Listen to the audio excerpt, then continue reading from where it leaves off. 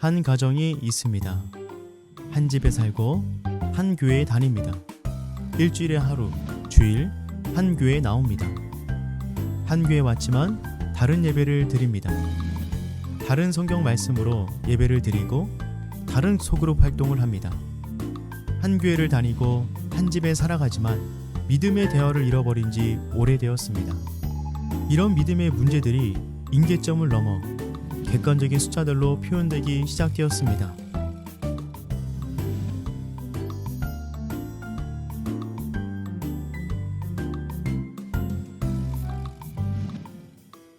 그렇다면 이 숫자들을 돌이킬 방법은 없는 것일까요?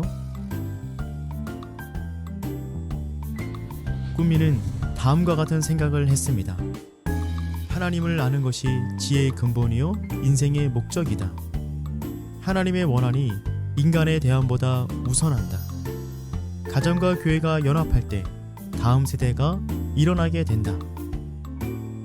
이것은 사실 꿈미의 생각이 아니라 하나님의 생각이었습니다. 이제 다시 이 말씀으로 하나 되어야 합니다.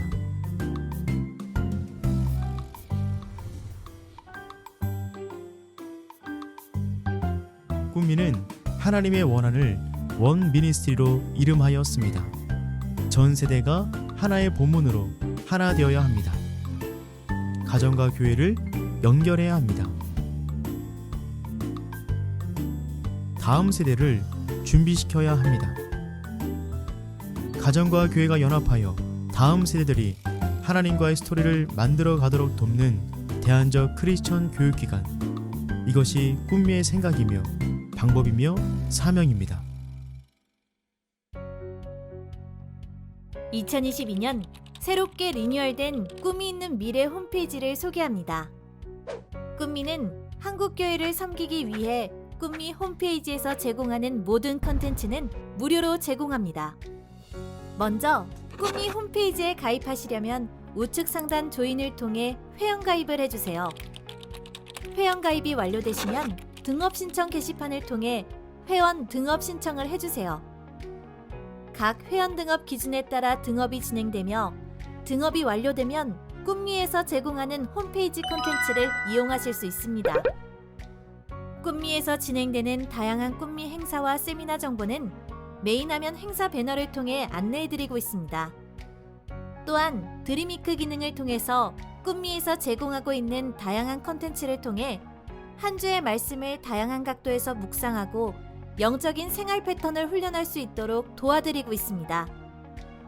또한 꿈미는 교육부서의 콘텐츠뿐만 아니라 다양한 교육 세미나 및 캠프를 진행하므로 한국교회를 섬기고 있습니다. 이제 꿈미에서 제공하는 다양한 정보들을 자세히 알아볼까요? 먼저 첫 번째 메뉴인 꿈미란을 클릭하시면 꿈미의 생각과 철학 방향을 한눈에 보실 수가 있습니다. 꿈미의 사역 현장이 궁금하시다면 꿈미 뉴스, 꿈미 스토리, 꿈미 스케치 메뉴를 클릭하셔서 꿈미에서 진행하고 있는 꿈미 사역의 내용들을 확인하시면 됩니다. 먼저 교회 메뉴에서는 드림웨이브 교재와 관련된 다양한 자료를 확인하실 수 있습니다. 꿈미는 원포인트 통합교육으로 통하여 교사와 부모와 다음 세대를 믿음의 세대로 교육하는 일에 헌신하고 있습니다.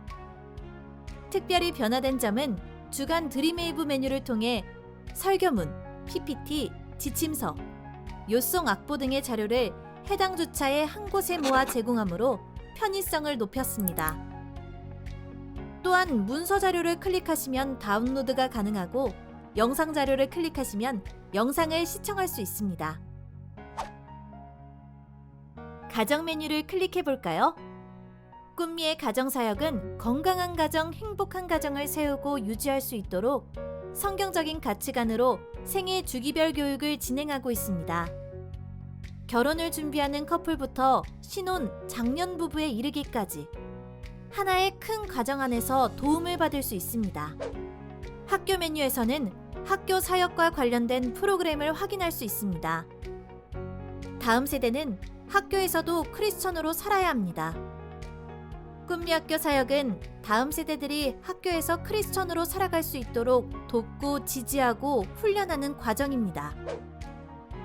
주만나 메뉴에서는 꿈미에서 발행하고 있는 성인용 월간 큐티집 주만나와 청소년용 개간 큐티집 주만나 틴에 대한 소개를 확인하실 수 있습니다. 그리고 한국교회와 함께하는 주만나 영상 큐티를 보다도 시청하실 수 있는데요. 한번 확인해 볼까요? 주만나 탭에서 큐티를 보다를 클릭해 보겠습니다. 당일 큐티를 보다 게시글을 보면 가정에서 함께 나눌 수 있는 큐티지가 보입니다. 여기 QR코드를 스캔하시면 큐티를 보다 영상까지 확인할 수 있습니다. 네트워크 메뉴를 살펴볼까요? 꿈미 철학에 동참하고 공유하기 원하는 교회들이 모여 꿈미 교회라는 이름으로 네트워크를 형성합니다. 같은 지부 및 권역으로 모인 교회들은 정기적인 모임을 통해 서로 사역 현장의 고민을 나누며 꿈미에서 개발한 CPR 설문지와 컨설팅을 통해 현장에서의 고민을 듣고 적합한 교육 방법을 찾도록 돕고 있습니다. 마지막으로 꿈미몰을 살펴볼까요? 꿈미몰 메뉴를 클릭하시면 꿈미몰 홈페이지로 이동합니다. 이곳에서는 꿈미에서 제작되는 모든 교재와 음반, 콘텐츠, 도서, 정기 구독 등을 온라인으로 신청하고 구입하실 수 있습니다. 꿈미 홈페이지에 자주 방문하셔서 홈페이지에서 제공하는 다양한 교육의 콘텐츠를 만나보세요.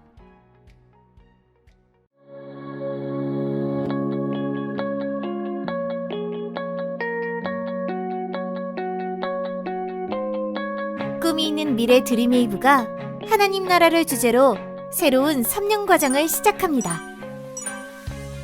새로운 3년 과정은 하나님 나라를 주제로 1년 차이는 하나님 나라의 시작, 2년 차이는 하나님 나라의 통치, 3년 차이는 하나님 나라의 완성을 공부하게 됩니다.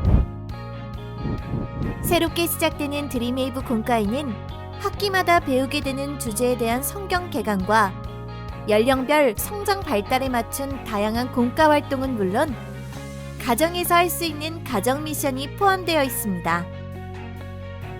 공과 인도자를 위한 인도자용 교재에는 신방 노트와 공과 공부 후 체크할 수 있는 평가서가 들어 있습니다. 꿈이 있는 미래 드림웨이브의 새로운 3년 과정을 통해 다음 세대가 하나님 나라의 리더로 세워지길 소망합니다.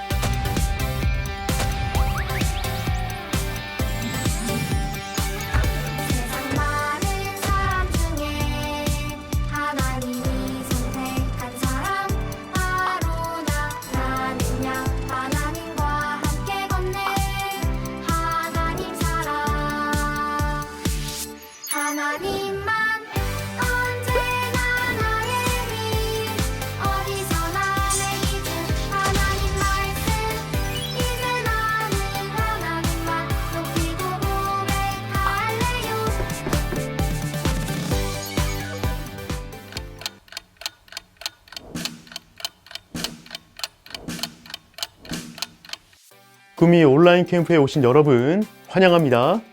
오늘 우리는 온라인 속에서 하나님을 찬양하고 예배하는 시간을 가질 것입니다. 저는 믿습니다. 우리가 온라인 속에서 믿음으로 살 수 있다면 우리는 진정한 예수님의 제자일 것입니다.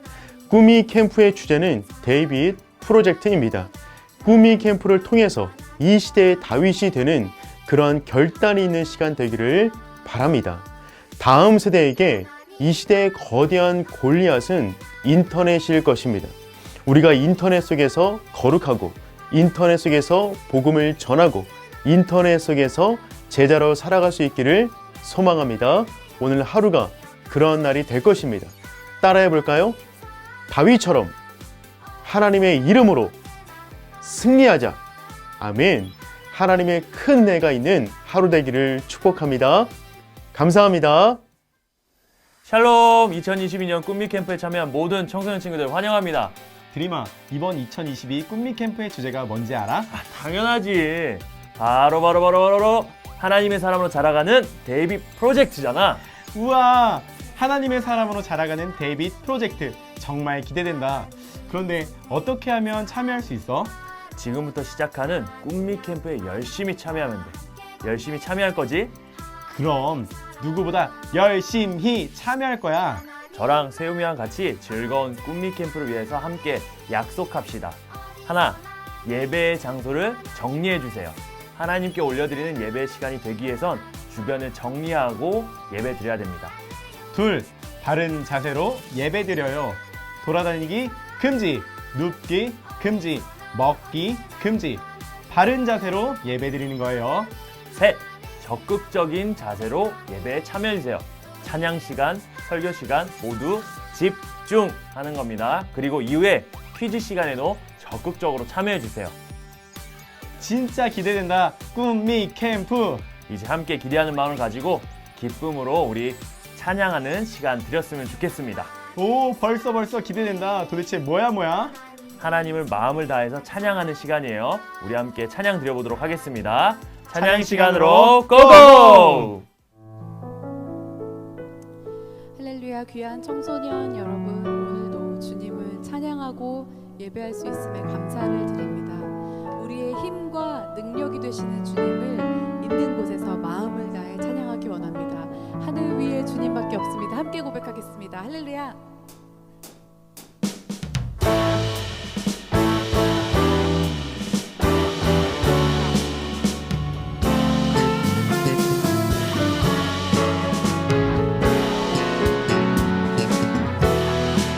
우리 함께 하늘 위에 주님밖에, 하늘 위에 주님밖에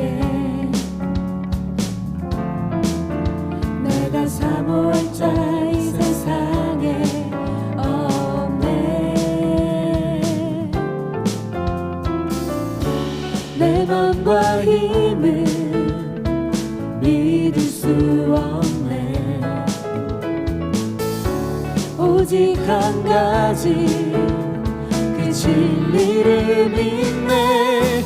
주는 나의 힘이요, 주는 나의 힘이요, 주는 나의 힘이요. 영원히 주를 의지하리. 주는 나의 힘이요, 주는 나의 힘이요, 주는 나의 힘이요. 영원히 주를 의지하리. 영원히. 우리 함께 하늘 위에 주님밖에, 하늘 위에 주님밖에 내가 사모할 자 이 세상에 없네. 내 맘과 힘을 내 맘과 힘을 믿을 수 없네. 믿을 수 없네. 오직 한 가지 그 진리를 그 진리를 믿네. 주는 나의 힘이요, 주는 나의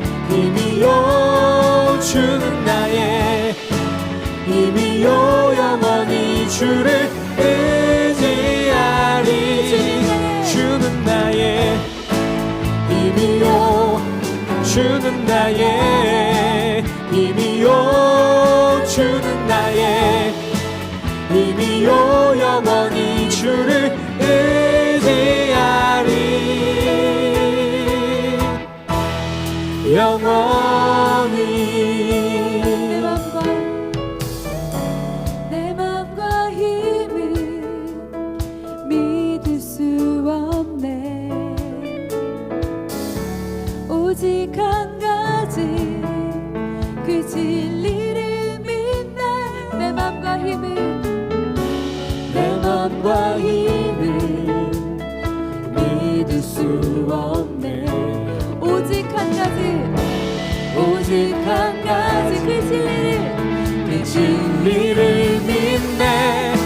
주는 나의 힘이요 주는 나의 힘이요 주는 나의 힘이요 영원히 주를 의지하리. 주는 나의 힘이요 주는 나의 힘이요 주는 나의 힘이요 영원히 주를 의지하리.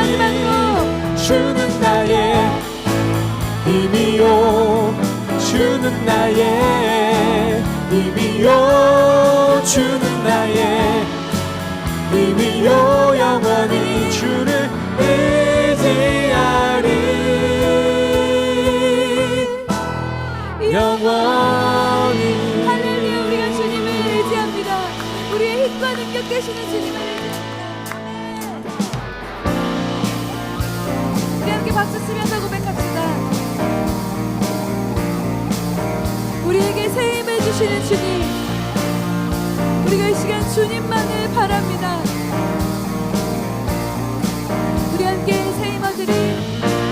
새 힘 얻으리. 주를 바랄 때 주를 바랄 때 우리 주를 바랄 때 새 힘 얻으리. 주를 바랄 때 주를 바랄 때 우리 주를 바랄 때 주님 통치하시네.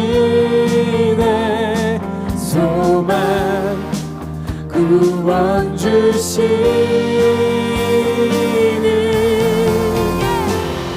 당신은 영원하신 주, 내 영원하신 주, 지치지 않으시는 주님, 약한 자 방패 되시며 위로자 되신 주, 독수리 같은 힘 주시네.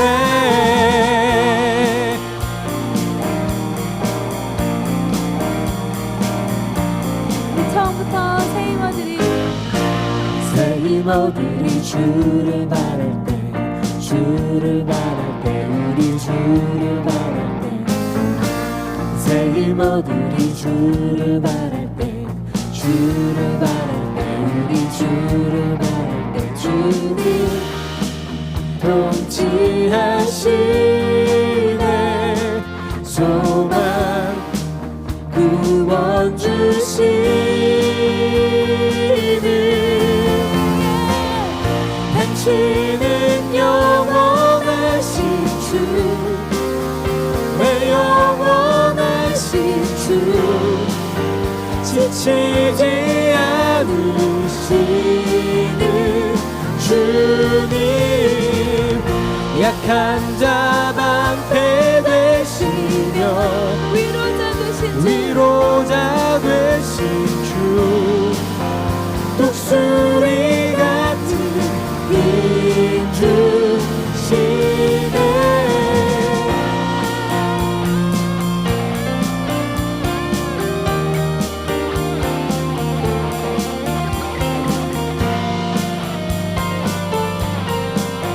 우리에게 힘 주시는 주님, 주님만을 의지합니다. 주님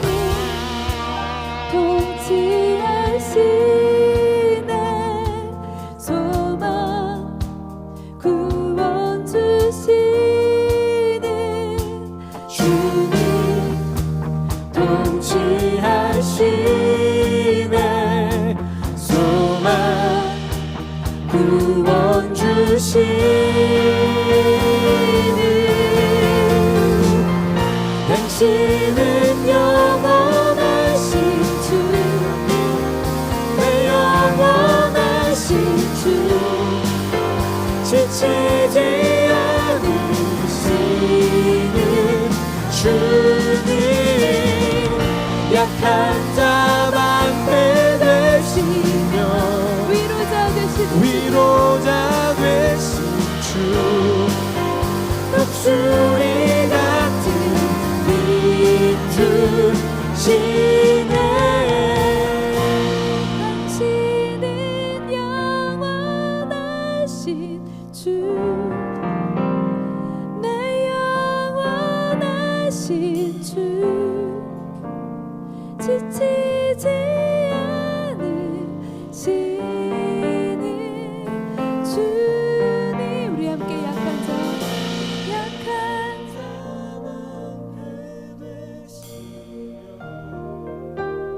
위로자 되시는 독수리 같은 힘 주시네.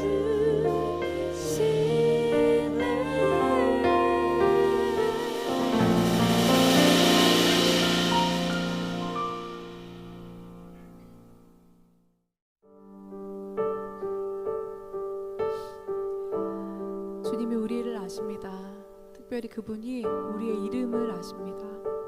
그리고 나는 차마 다 깨닫지 못한 내 감정을 아시고, 내 생각을 아시고, 그리고 나의 꿈을 아십니다. 그 주님이 우리를 자녀 삼아 주시며 우리에게 복음을 주시고 우리로 하여금 세상을 이길 믿음을 주신 줄 믿습니다. 이 시간의 마지막으로 세상을 이기는 승리 함께 찬양하며 나아가겠습니다.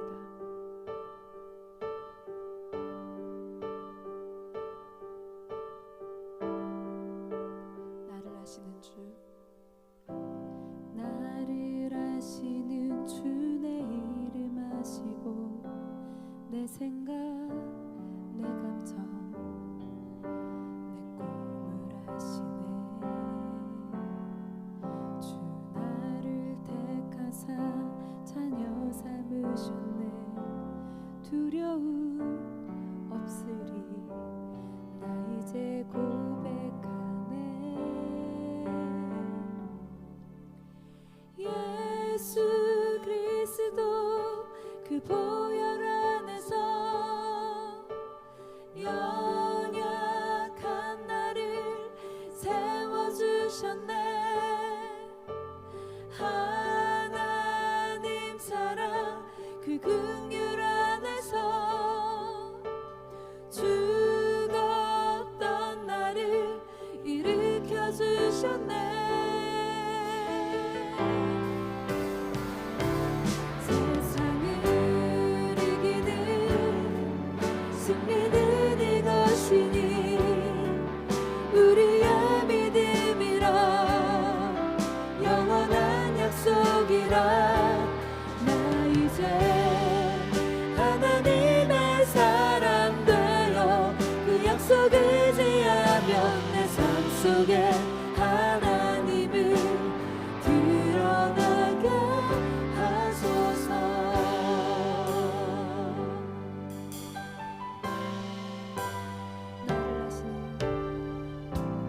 나를 아시는 주, 내 이름 아시고 내 생각 내 감정 내 꿈을 아시네.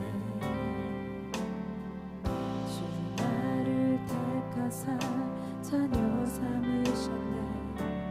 두려움 없으리 나 이제 고백하네. 예수 그리스도 그 보혈 안에서 연약한 나를 세워주셨네. 하나님의 사랑 그 긍휼 안에서 죽었던 나를 일으켜 주셨네.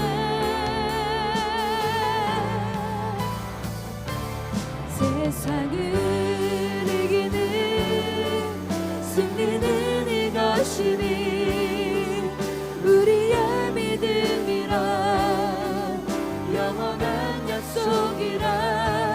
나 이제 하나님의 사람 되어 그 약속을 지하며 내 삶 속에 하나님을 드러내게. 우리가 다시 한번 믿음으로 고백합시다. 세상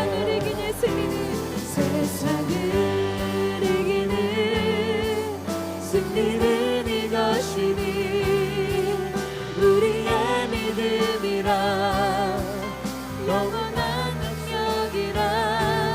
나 이제 하나님의 사람 되어 그 능력을 지하며 내 삶 속에 하나님을 자랑하게. 우리가 마지막으로 한 번 더 고백합시다. 세상을 이기는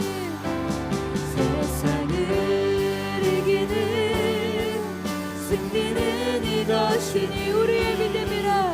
우리의 거룩한 능력이라. 거룩한 능력이라. 나 이제 하나님의 사람 되어 그 능력을 지하며 내 삶 속에 하나님을 자라나게 하소서.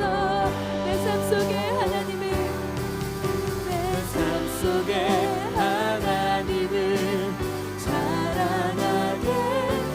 우리 마지막으로 내 삶 속에 하나님을, 내 삶 속에 하나님을 자랑하게 하소서. 우리의 승리의 함성으로 주님 앞에 올려드립시다. 할렐루야. 주님의 이름을 성축합니다. 우리에게 주시는 믿음으로 세상을 이기는 하나님의 사람 되게 하여 주시옵소서. 할렐루야. 아멘.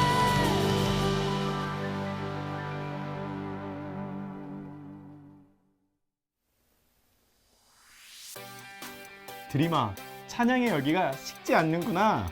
맞아. 정말 은혜로운 시간이야. 우리 넘치게 받는 은혜를 생각하며 주신 은혜를 기대하자. 이제 어떤 순서가 이어질까? 글쎄 어떤 순서가 이어질지? 짜잔! 바로 말씀을 듣는 시간이야.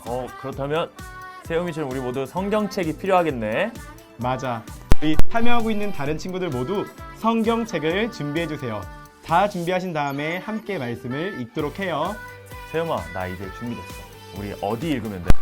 이 시간 함께 읽을 말씀은 이사야 60장 1절에서 3절까지 말씀이에요. 모두 같이 찾도록 할게요. 좋아. 말씀을 다 찾았어. 좋아, 그러면 이 시간 모두 함께 말씀을 읽어볼까요? 일어나라, 빛을 발하라. 이는 내 빛이 이르렀고 여호와의 영광이 내 위에 임하였음이니라. 보라, 어둠이 땅을 덮을 것이며 캄캄함이 만민을 가리려니와 오직 여호와께서 내 위에 임하실 것이며 그의 영광이 내 위에 나타나리니. 나라들은 내 빛으로, 왕들은 비치는 내 광명으로 나아오리라. 오늘 우리를 위해 고은식 목사님께서 홀리 인플루언서라는 제목으로 말씀을 전해주실 텐데요. 인플루언서라는 말은 많이 들어봤는데 도대체 홀리 인플루언서라는 것이 뭐지? 궁금하고 기대된다. 맞아. 우리 오늘 목사님 말씀을 잘 집중해가지고 하나님이 선택한 하나님의 사람으로 자라가는 시간이 될 수 있으면 좋겠어요. 좋아, 우리 청소년 여러분, 저와 드림이처럼 모두 준비되셨나요? 우리 다 함께 말씀을 전해주실 목사님을 부르며 환영하도록 해요. 목사님! 여러분 안녕하세요. 여러분과 말씀을 나누게 된 고은식 목사라고 합니다. 이번 데이빗 프로젝트를 통해서 우리 곳곳에 있는 교회에서 신앙을 좀 더 깊이 들여다보고 또 말씀을 또 풍성하게 들여다볼 수 있는 시선을 우리가 갖출 수 있는 시간이 됐으면 좋겠어요. 그런 의미에서 질문 하나 드리고 싶은데요. 만약에 예수님이 21세기에 오셨다라고 한다면 어떤 일이 벌어질까요? 만약 예수님이 21세기 우리와 함께 살아가신다면 예수님은 유튜브를 하실까요? 제가 궁금한 건 예수님이 유튜브 구독 채널이 뭐가 될까? 그중에 정말 우리 다음 세대를 사랑하는 꿈미 에듀 요거는 구독하시지 않을까 뭐 이런 생각은 좀 해보는데요. 예수님이 유튜브를 진행하신다면 팔로워들은 얼마나 될까? 이런 것도 좀 상상해봐요. 지금 크리스찬의 인구가 한 25억쯤 되니까 25억 플러스 알파가 되려나요? 그런데 예수님이 이제 유튜브를 진행하시면서 뭐 좋은 말씀을 선포해 주시는 건 상상이 가는데 갑자기 말미에 여러분 다음 말씀이 기대된다면 구독과 좋아요를 눌러주세요. 뭐 이런 건 좀 상상이 안 되는 것 같습니다. 그리고 뭐 인스타를 뭐 하신다면 우리와 소통하시는 건 좋은데 갑자기 이제 얼짱 각도로 셀카를 찍으시고 해시태그로 셀카 맛집 갈릴리 호수 뭐 이런 거를 쓰실 건 좀 상상이 안 되는 것 같아요. 그런데 우리의 열혈 제자, 예수님의 열혈 제자 베드로라면 충분히 하고도 남을 것 같습니다. 아마 예수님을 쫄래쫄래 쫓아다니면서 예수님이 하신 메시지 그리고 사건들 또 기적을 일으키시는 상황들을 보면서 열심히 업로드하지 않을까라는 생각이 들어요. 그러면 예수님이 우리와 동시대를 살아간다면 예수님은 아마 인플루언서 중에 인플루언서, 초인플루언서, 슈퍼인플루언서이시겠죠. 왜냐하면 예수님은 기적을 행하시는 분이었기 때문입니다. 미라클 메이커인 거죠. 예수님이 가는 곳곳에 엄청난 기적들이 일어났죠.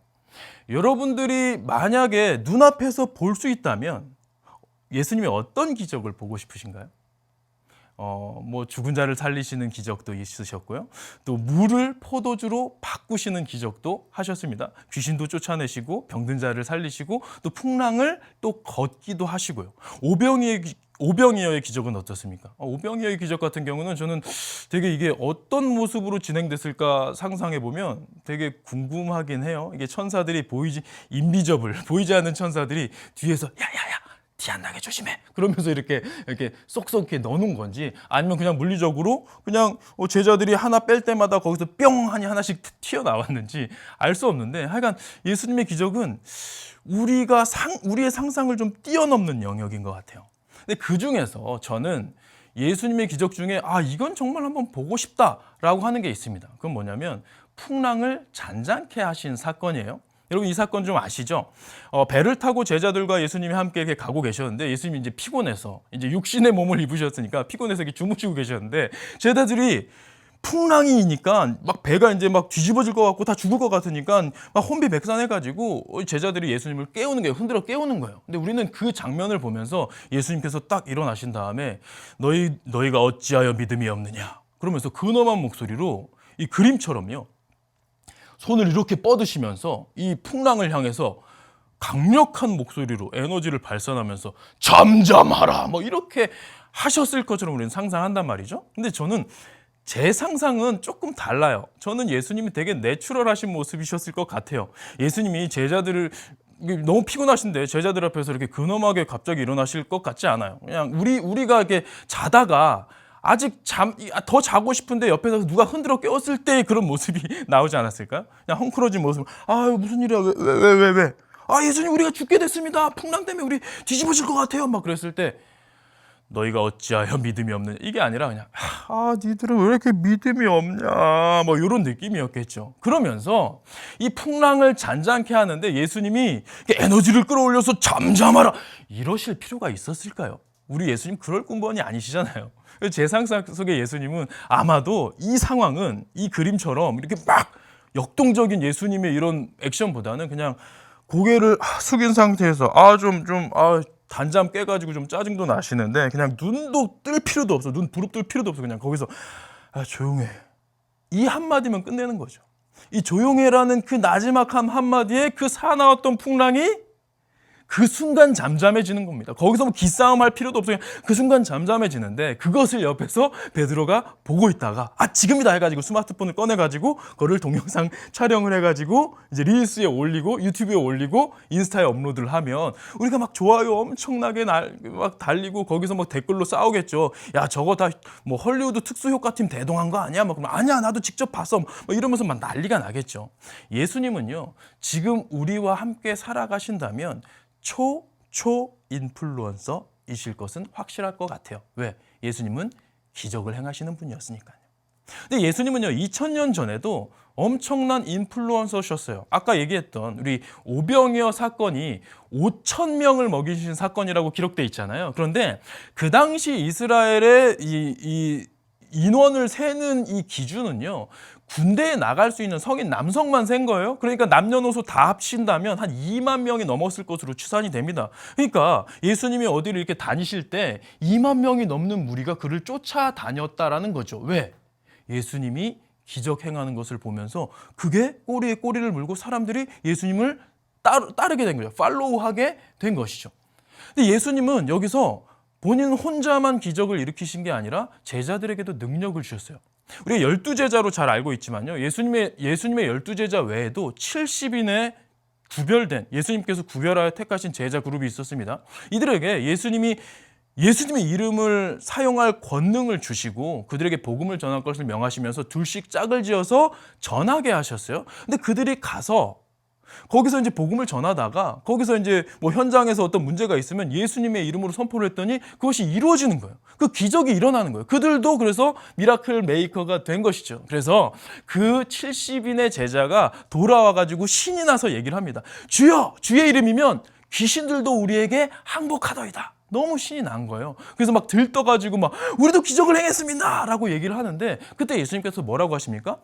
사탄이 하늘로부터 번개같이 떨어지는 것을 내가 보았노라. 내가 너희에게 뱀과 정갈을 밟으며 원수의 모든 능력을 제어할 권능을 주었으니 너희를 해할 자가 결코 없으리라 라고 말씀을 하신 거예요.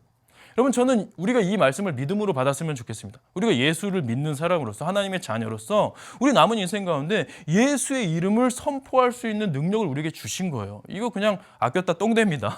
그러니까 우리 남은 인생에 열심히 우리도 기적을 일으키는 미라클 메이커로 살 수 있었으면 좋겠어요. 하나님이 우리와 함께 하실 때 우리에게 능력이 되어주신다라는 것이죠. 그런데 예수님의 관심사는 어디에 있었느냐 하니 바로 다음 구절에 나와요.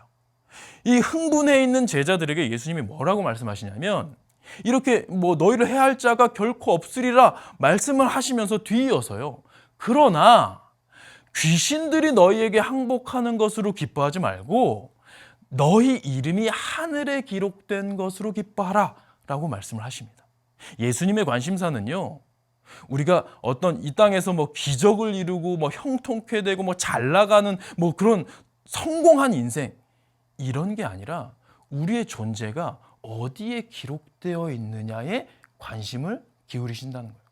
여러분, 분명히 우리가 알아야 될 건요, 2000년 전에도요 예수님을 따랐던 수많은 무리들 중에서 기적을 기대하면서 예수님을 따랐던 무리 중에서 그들은 뭘 기대했습니까? 로마의 압제하에 이 이스라엘을 예전에 우리가 지금 이제 데이빗 프로젝트 아닙니까? 이 강력한 이 왕권을 가졌던 이 다윗 왕 때의 그 영광을 회복할 걸 기대하고 있었던 거예요. 그래서 예수님이 다윗 같은 강한 왕이 되어서 이 로마를 물리칠 것을 기대했는데 예수님이 이 땅에 오신 목적은 그게 아니었죠. 십자가를 지시는 거였잖아요. 그러니까 처음에는 그들이 예수님이 왕권 강화를 할 수 있는 엄청난 능력 있는 선지자, 왕 이렇게 생각을 하고 있었는데 예수님이 그런 건 거절하고 십자가의 골고다 언덕을 오르니까 이 기적을 경험하고 눈에서 보고 따랐던 수많은 무리들이 나중에는 예수님을 저주하면서 떠나가지 않았겠습니까?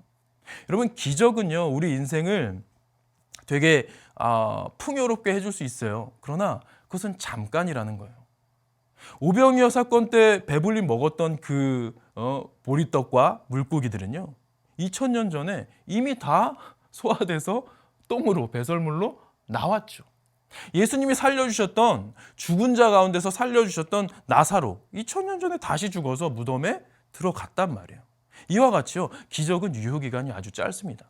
우리가 이 땅에서 뭐 성공을 바라고 형통을 바라고 교회 다니면서 막 교회 다니면 하나님이 복 주실 거야 하면서 이 땅에서의 복만 바라고 있으면 그 유통기한은 짧아요. 물론 누리는 잠깐은 좋을 수 있죠. 그러나 예수님은 무엇에 관심을 가지셨냐면 귀신들이 너에게 항복하는 것으로 기뻐하지 말고 너희 이름이 하늘에 기록된 것으로 기뻐하라. 그러니까 예수님의 관심사는요 doing이 아니라 우리의 행위, 성공, 성취, 기적 이런 것이 아니라 being, 존재. 그러니까 우리는 하나님 앞에서 어떤 존재냐라는 것에 관심을 두셨다라는 겁니다. 그래서 요한일서 말씀 보면 그가 우리에게 약속하신 것은 이것이니 곧 영원한 생명이니라.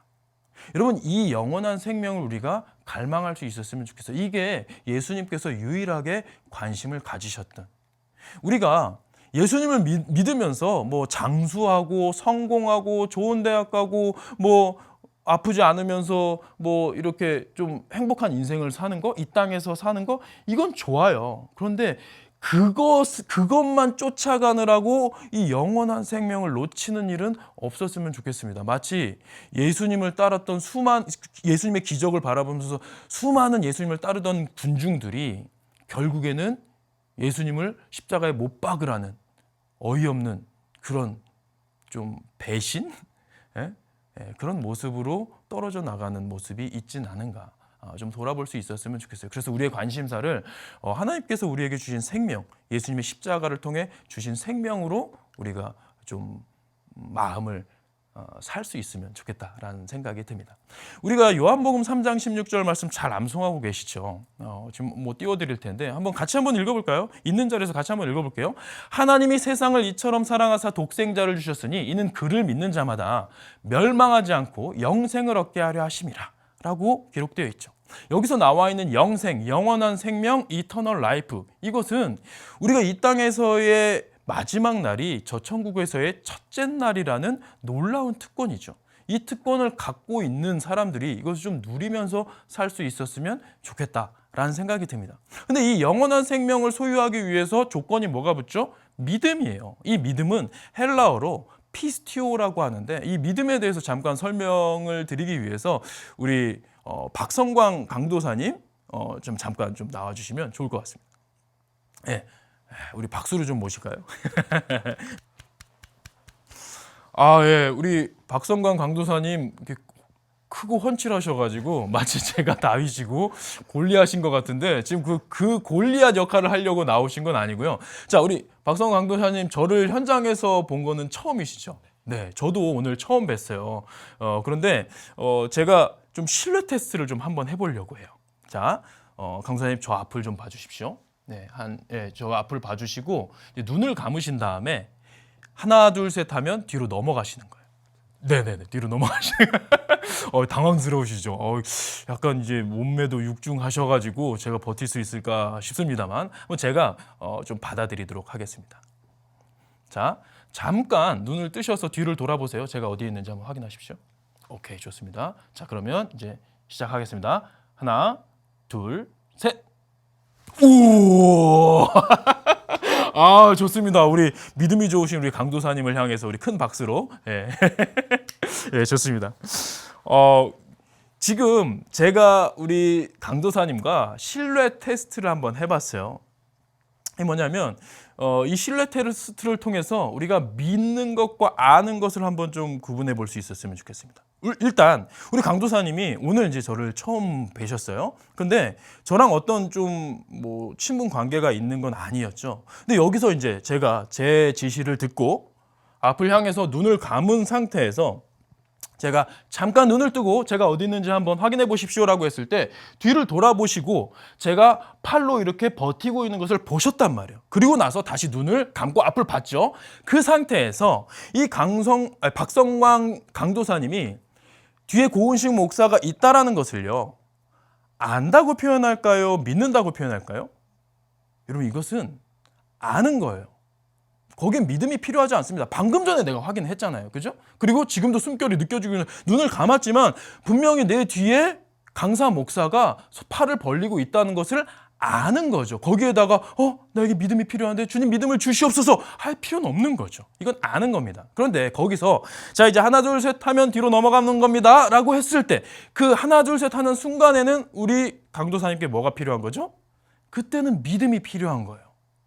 이분이 이 뒤에 처음 보는 이 강사 목사가 이 뒤에서 장난쳐서 이렇게 뒤로 빠질 수도 있는 거 아닙니까? 그 순간에. 근데 이 강도사님에게는 이 최소한의 믿음은 있었던 거예요. 왜? 그래도 말씀을 전해주러 오신 목사이고 청소년 사역을 하는 목사인데 강사로 온 목사가 여기서 장난기가 발동해서 나를 골로 보내버리진 않겠지라는 정도의 믿음은 있었던 겁니다. 그러니까 몸을 맡길 수 있었던 것이죠. 그런데 만약에 우리 강도사님이 길거리에서 지나가다가 웬 아저씨가 와가지고 청년 건장해 보이는데 저랑 재밌는 테스트 한번 해볼까요? 그러면서 이 똑같은 신뢰 테스트를 했다면 우리 강도사님이 뒤로 넘어갈 수 있었을까요?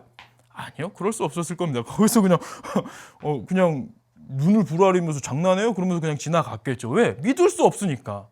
그렇지 않습니까? 여러분, 아는 것과 믿는 것이 이와 같아요.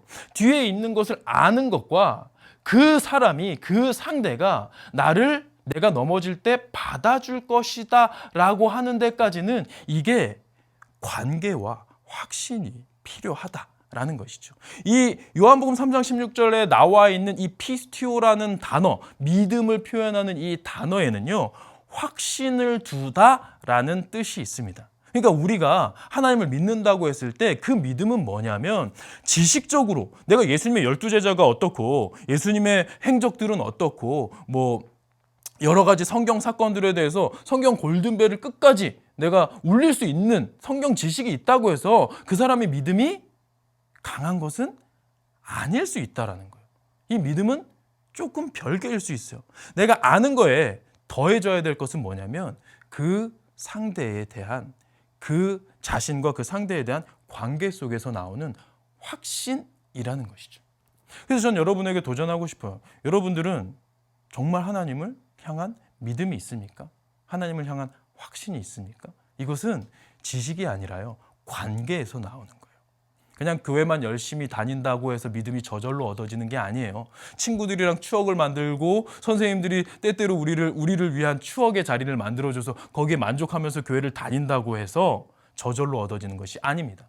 우리 부모님의 하나님, 목사님, 전도사님, 강도사님의 하나님의 이야기, 선생님의 하나님의 이야기, 믿음 좋은 친구의 하나님의 이야기를 그저 듣는다고 해서 믿음이 자라는 것이 아니에요. 우리가 하나님과 어떤 관계를 맺고 있느냐, 여기서 우리는 우리의 믿음을 점검할 수 있어야 된다라는 것이죠. 여러분에게 질문하고 싶습니다. 여러분들은 천국을 소유하셨습니까? 당장 주님 오신다고 해도 나 천국 갈 수 있다 확신하십니까? 이 질문에 우리가 고민해 봐야 된다는 거죠. 근데 이게 좀 믿음이라는 게 좀 추상적이기 때문에 우린 점검이 필요해요. 여러분들이 정말 천국을 소유했다? 이 땅에서의 마지막 날이 저 천국에서 첫째 날이라는 것이 확신이 된다? 그럼 우리의 삶의 자세는 달라질 수밖에 없거든요. 그런데 우리가 요한복음 3장 16절만 보면 이 믿음, 내가 믿음이 있는 것 같기도 하고 없는 것 같기도 해. 이런 확신이 안 생기는 이유는요, 제가 알려드릴게요. 여러분들이 구원에 대한 확신, 내 믿음에 대한 이 확신이 잘 없는 친구들은 이유가 있어요. 뭐냐면 이 믿음을 감정 위에 두기 때문입니다. 내 믿음을 감정 위에 두면 어떻게 됩니까? 이 감정은 롤러코스터와 같아요. 그래서 내가 뜨거워졌을 때는 내 믿음이 좋다고 착각하겠죠. 근데 내가 힘든 일이 있어, 슬픈 일이 있을 때도 나는 괜찮아요. 그럼 이건 사이코패스죠. 소시오패스 아니겠습니까? 크리스찬들도 어려울 수 있고 슬플 수 있고 힘들 수 있어요. 감정이 다운됐어. 근데 믿음을 이 감정 위에 두면 이 믿음이 여기서 그냥 흩뿌려지게 되는 것이죠. 수련회 때 찬양할 때 방방 뛴다고 해서 그 사람이 천국 가는 것은 아니에요. 알고 봤더니 그 사람 나중에 클럽 가서도 방방 뛸 수 있죠. 그냥 음악을 좋아하는 사람일 수 있는 거예요. 감정 위에 우리의 믿음을 두면 속기 쉽습니다. 그래서 막 구원의 확신을 물어볼 때 수련회 끝나고 나서 데이비 프로젝트 끝나고 어땠니? 그러면서 은혜 받은 것 같아요. 그러면 그때 너 천국 갈 수 있겠니? 네, 갈 수 있을 것 같아요. 라고 얘기를 했는데 그 다음에 몇 달 지나고 나서 여러분들이 이 은혜를 다 까먹어. 나 친구랑 이제 사이좋게 지내야지 했는데 친구가 또 시비 걸어가지고 또 쌍욕하면서 싸우고, 부모님께 잘해야지 했는데 부모님이랑 또 아침에 또 대판 싸우고, 그리고 난 이제 성결하게 내 삶을 지켜야지 하면서 다짐을 했는데 갑자기 이상한 알고리즘에 의해서 좀 뭔가 자극적인 콘텐츠 같아서 나도 모르게 보고 있다가 나도 모르게 야동에 빠져 있고 이런 상황에서 갑자기 계속 질문 받아요. 너 당장 주님 오셔도 천국 갈 수 있겠니? 그럼 그때 우리는 어떻게 해? 당황하면서 제가 믿음이 있긴 한데요. 지금 상태의 믿음으로는 제가 천국 가긴 힘들 것 같아요. 라고 말하면서 자신이 겸손하다고 착각합니다. 여러분, 이건 착각이에요. 믿음이 있는데 천국 못 간다? 이건 말도 안 되죠. 크고 작은 믿음? 자, 여기서 문제가 있습니다. 우리가 구원에 이르는 믿음을 바라볼 때요, 그 척도를 삼을 때 큰 믿음이 있고 작은 믿음, 그러니까 구원에 이르는 믿음을 크기로 가늠하려는 경향이 있는데 성경은 그렇게 얘기하지 않아요. 큰 믿음, 구원에 이르는 믿음, 큰 믿음이 있고 믿음은 믿음인데 아직은 부족한 연약한 작은 믿음이 있는 것이 아닙니다. 구원에 이르는 믿음은요, 진짜냐 가짜냐로 구별되는 거예요. 네 믿음이 진짜라면, 그래서 겨자씨 같은 작은 믿음만 있다 할지라도 이 산을 들어 저리로 옮기겠다라고 하셨던 그 말씀, 결국 뭡니까? 네 믿음이 진짜냐 가짜냐, 이거는 우리의 믿음을 감정 위에 올려둘 때가 아니라 말씀 위에 올려둘 때 우리가 가늠할 수 있는 거죠. 자, 그러면 제가 여러분에게 질문 하나 드리겠습니다. 예수 그리스도가 여러분의 주인이 되십니까? 이 질문에 여러분들이 그냥 그냥 뭐 주변에 사람들이 있고 막 전도사님 선생님이 있고 하니까 아멘 이렇게 대답하는 거 말고 그냥 골방에서 홀로 있을 때 예수님이 나의 주인이십니다라고 고백할 수 있다면 할렐루야, 우리는 기뻐해야 되는 거예요. 왜? 우리 안에 성령이 있다라는 것이거든요. 말씀으로 볼까요? 고린도전서 12장 3절에 보면요, 성령으로 아니하고는 누구든지 예수를 주시라 할 수 없다 라고 기록되어 있어요. 이 말씀을 우리에게 주신 분이 하나님이시라면 이 말씀을 지키실 책임도 하나님이 갖고 계신 거잖아요. 그럼 여러분들이 마음속으로 우러나오는 고백으로서 이 질문 앞에 저는 연약하고 아직 부족한 죄인이지만 그래도 제 인생의 주인은 예수 그리스도이십니다 라고 고백할 수 있다면 우리 기뻐해야 되는 거예요. 왜? 성령이 우리 안에 계시다. 우리가 하나님의 백성, 하나님의 자녀가 되었다. 결국 우리는 영원한 생명을 얻게 된 존재들인 거죠. 그런데 교회 열심히 다녀. 친구들이랑 뭐 열심히 다니고 막 찬양팀도 하고 막 리더 활동도 하고 열심히 해요. 근데 이 질문 앞에 거기서 멈칫하는 거야. 제가 나는 주의 친구, 여기까지는 제가 인정하지만 주인까지는 좀 오바죠. 제 인생의 주인은 접니다 라고 얘기를 한다면 우린 두려워해야 되는 거예요. 왜? 그 안에 성령이 내주하시지 않는다라는 얘기잖아요. 그래서 우리가 어떻게 우리의 믿음을 분별할 때는 어떻게 해야 된다? 말씀으로 분별할 수 있어야 된다. 그리고 예수님께서는 우리가 어떤 성공이나 성취가 아니라 우리의 존재가 어디에 기록되어 있느냐, 여기에 관심을 기울이셨다는 것을 기억했으면 좋겠습니다. 그런데 여기에서 우리는 여기서 이제 그렇군요. 우리의 개인 신앙 여기에 머물러 있지 않고 좀 세상으로 좀 더 나아갈 수 있었으면 좋겠어요. 다윗이 그랬던 것처럼. 자, 우리 이 그림 한번 보겠습니다. 이 그림 너무 귀여운 그림이죠. 이 그림 하면 떠오르는 단어가 있습니까? 혹시 교회별로 모여 계신다면 정답을 맞추는 친구가 있다면 맛있는 선물을 주면 좋을 것 같아요. 뭐가 떠오르십니까? 이 그림 너무 귀엽죠. 제가 여러 집회를 돌면서 질문을 해봤습니다. 그랬더니 어떤 친구는 왕따요, 교회요, 이런 얘기들을 많이 하는데 안타깝게도요, 이 귀여운 그림은 연관 단어가 뭐냐면 개독이에요. 개독. 십자가를 개들이 십자가를 만들었죠. 이걸 보면서 이제 개독 옆에 이제 독 안에 개가 들어가 있죠. 그걸 보면서 개독이라고 믿지 않는 사람들이 교회를 욕하고 있는데 쓰인 사진이에요. 물론 사진 찍은 사람은 크리스찬이었을 수 있어요. 그런데 이것이 인터넷에 회자되면서 이런 개독들 하면서 우리를 비웃고 조롱하는 그런 모습들이 드러나고 있다라는 것이죠. 왜 그럴까요? 여러분, 구원에 이르는 믿음은요, 우리를 행위를 강조하지 않습니다. 우리는 행위가 아니라 네가 어떻게 여타 종교에 있는 것처럼 도덕적이고 남을 위한 삶을 살아야 우리가 구원을 얻을 수 있다 이렇게 얘기하지 않아요. 우리는 예수 그리스도를 믿음으로 말미암아 십자가에서 우리의 죄를 해결하신 그 보혈의 능력으로 구원에 이르는 것이죠. 그런데 그 외에 우리가 해야 될 것 뭐냐? 우리의 삶의 행동을 바꿔야 되는 이유는 뭐냐면 구원에 이르기 위한 조건으로서가 아니라 구원을 얻은 자로서 구원 얻은 자답게 하나님의 백성답게 살아가라는 것이죠. 마태복음 5장 말씀 볼까요? 이같이 너희 빛이 사람 앞에 비치게 하여 그들로 너희 착한 행실을 보고. 자, 착한 행실이라고 기록되어 있어요. 이 착한 행실을 보고 하늘에 계신 너희 아버지께 영광을 돌리게 하라라고 말씀을 하고 있다라는 겁니다. 그러니까 지금 우리가 구원에 이르는 데는 이 착한 행실이 필요하지 않아요. 그런데 구원 얻은 자들이 그 구원 얻은 감격으로 우리의 삶이 변화되어서 우리의 삶이 선하고 착하고 사람들로 하여금 난 크리스찬들과 함께 있으면 마음이 너무 평안하고 나는 하나님을 믿지 않지만 언젠가 내가 기댈 곳이 필요하면 여기로 가보고 싶어 라는 생각이 들 정도로 삶으로 그들을 감동시킬 수 있어야 한다라는 것입니다. 자, 여러분은 해외여행 가보셨습니까? 요즘에 지금 거의 2년 반, 거의 3년째 지금 해외여행이 막혀 있잖아요. 근데 제가 7월 달에 남아공을 다녀왔어요. 근데 거기도 남아공에 이제 말씀을 전하러 이제 한인교회 최초의 연합 집회가 있었거든요. 그래서 이제 거기서 말씀을 전하러 갔는데 거기서 이제 쉬는 시간에 이렇게 좀 거기에 있는 좀 유적지를 둘러보고 하는데 거기도 막 낙서가 돼 있더라고요. 코로나 바로 직전이었던 것 같아요. 한 2019년이었나? 그 대서특필된 그 뉴스가 있었습니다.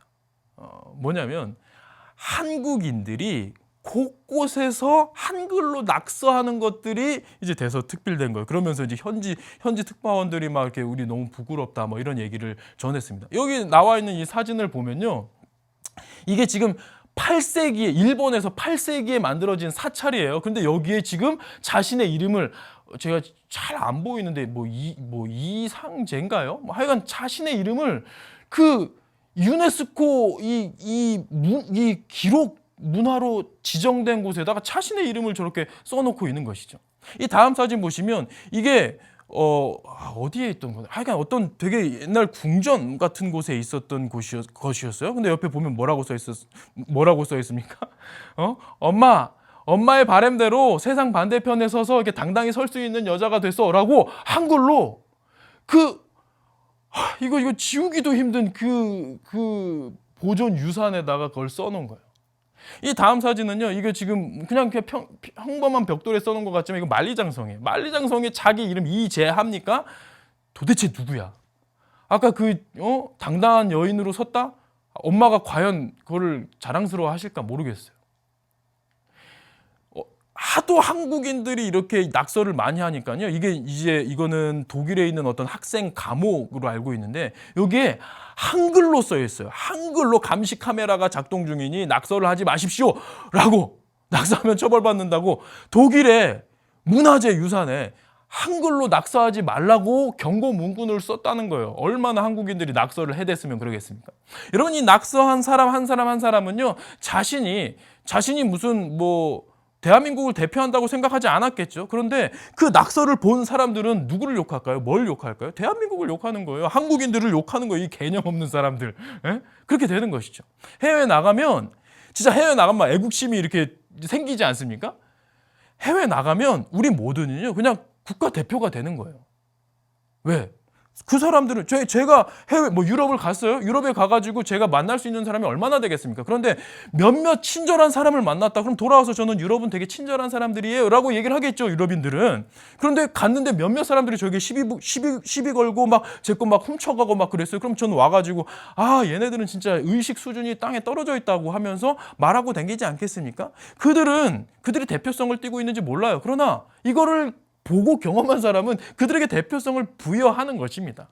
여러분들이 지금 학교를 다닐 거예요. 학교를 다니면서도 여러분들 학교 출신의 아주 훌륭한 배우나 아니면 인플루언서나 아니면 정치인이나 훌륭한 사람들이 이렇게 좀 나왔다. 그러면 자랑스럽게 여길 거 아닙니까? 그런데 여러분 학교 출신의 연쇄살인마가 나왔어요. 그럼 어떻게 될까요?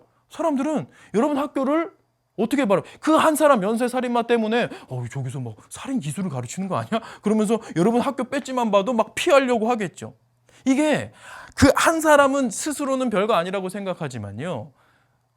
그 사람이 소속이 어딘지를 확실하게 아는 주위 사람들은요. 그 사람을 통해서 그 소속 단체, 소속 기관을 바라보게 된다는 것이죠. 지금 우리가 개독교라고 욕을 먹고 있는 이유는 무엇입니까? 우리가 크리스찬이라고 하면서 세상에 나가서 똑바로 복음을 살아내지 못했기 때문 아니겠습니까? 여러분들은 나 교회 다니는 사람으로서 여러분들은 여러분 친구들에게 귀감이 되는 친구입니까? 저는 우리가 이번 수련회를 통해서 여러 가지 활동들을 통해서 우리가 좀 은혜도 받고 함께 좀 코이노니아도 이루고 좋은 시간을 보내고 있는데 여기서 이제 삶의 자리로 돌아갔을 때 우리의 삶의 자세가 달라질 수 있었으면 좋겠어요. 말씀을 통해서 활동을 통해서 우리의 삶을 어떻게 살아가야 되는지를 고민할 수 있었으면 좋겠다라는 거죠. 오늘 말씀의 제목은요. 홀리 인플루언서입니다. 거룩한 영향력을 끼치는 사람이 되자라는 것이죠. 여기에 나와 있는 홀리라는 단어가요. 이게 세상에서는 잘 안 쓰는 단어잖아요. 거룩하다라는 말은 교회에서는 엄청 많이 쓰는데 세상에서는 별로 들어볼 일이 없는 말이죠. 이 거룩이라는 단어는 히브리어로 카도시라는 단어인데요. 이게 분리되어졌다라는 뜻이에요. 구별되어졌다라는 뜻이에요. 이건 뭐에 대해서 구별되었을까? 여러분 이 거룩하다라는 단어를 딱 들었을 때 어떤 느낌이 드나요? 어떤 초등학생이요. 이 잼민이라고 하면 안 되나 요즘에? 이 초딩이 이제 친구를 전도를 했어요. 그래서 예배를 드리고 있는데 예배 시간에 거룩이라는 단어가 나오니까 옆에 있던 이 전도당한 친구가 거룩이라는 단어를 몰라. 그래서 물어보는 거예요. 야, 거룩하다라는 게 무슨 뜻이야? 그러니까 이 친구가 대답하는 거죠. 예배 끝날 때까지 얌전하게 정숙하게 앉아 있는 거야. 그렇게 이해하는 거예요. 여러분, 거룩하다라는 것은 우리가 그냥 언뜻 보기에는 특정한 행동, 특정한 자세, 어떤 태도, 분위기 이렇게 느낄 수 있습니다. 그런데 이 거룩하다라는 것은요, 우리의 어떤 특정한 행동이나 분위기, 태도가 아니고요, 구별되어졌다. 그러니까 기준점이 무엇이느냐 하는 거예요. 자, 이 사진 한번 볼까요? 이게 지금 우리가 데이빗 프로젝트라고 해가지고 딱 다윗인가라고 생각할 수 있는데 다윗은 아니고요. 다윗처럼 꽃미남이었죠. 예, 요셉입니다. 요셉의 사진인데, 물론 이게 백인처럼 그려놨어요. 실제 이들은 백인이 아닐 텐데. 근데 우리가 잘 아는 사건, 이 보디발의 아내가 이 요셉을 유혹하는 장면이에요. 근데 여러분, 요셉 입장에서 보면요, 요셉이 이제 어렸을 때부터 이제 형들이 이게 아버지의 편애를 받다 보니까 형들이 질투를 해가지고 어떻게 합니까? 요셉을 노예로 팔아버리잖아요. 노예로 팔렸을 때 17살이었단 말이에요. 17살에 팔려서 30세의 총리가 되기까지 13년 동안 그는 억울하게 노예 생활을 하다가 또 감옥까지 가게 됐죠. 근데 감옥에 가게 되는 이유가 뭡니까? 바로 이 사진이 그 발단이 되는 겁니다. 이 요셉이 용모가 빼어나고 잘생겼었나 봐요. 잘생겼다고 또 기록이 되어 있죠.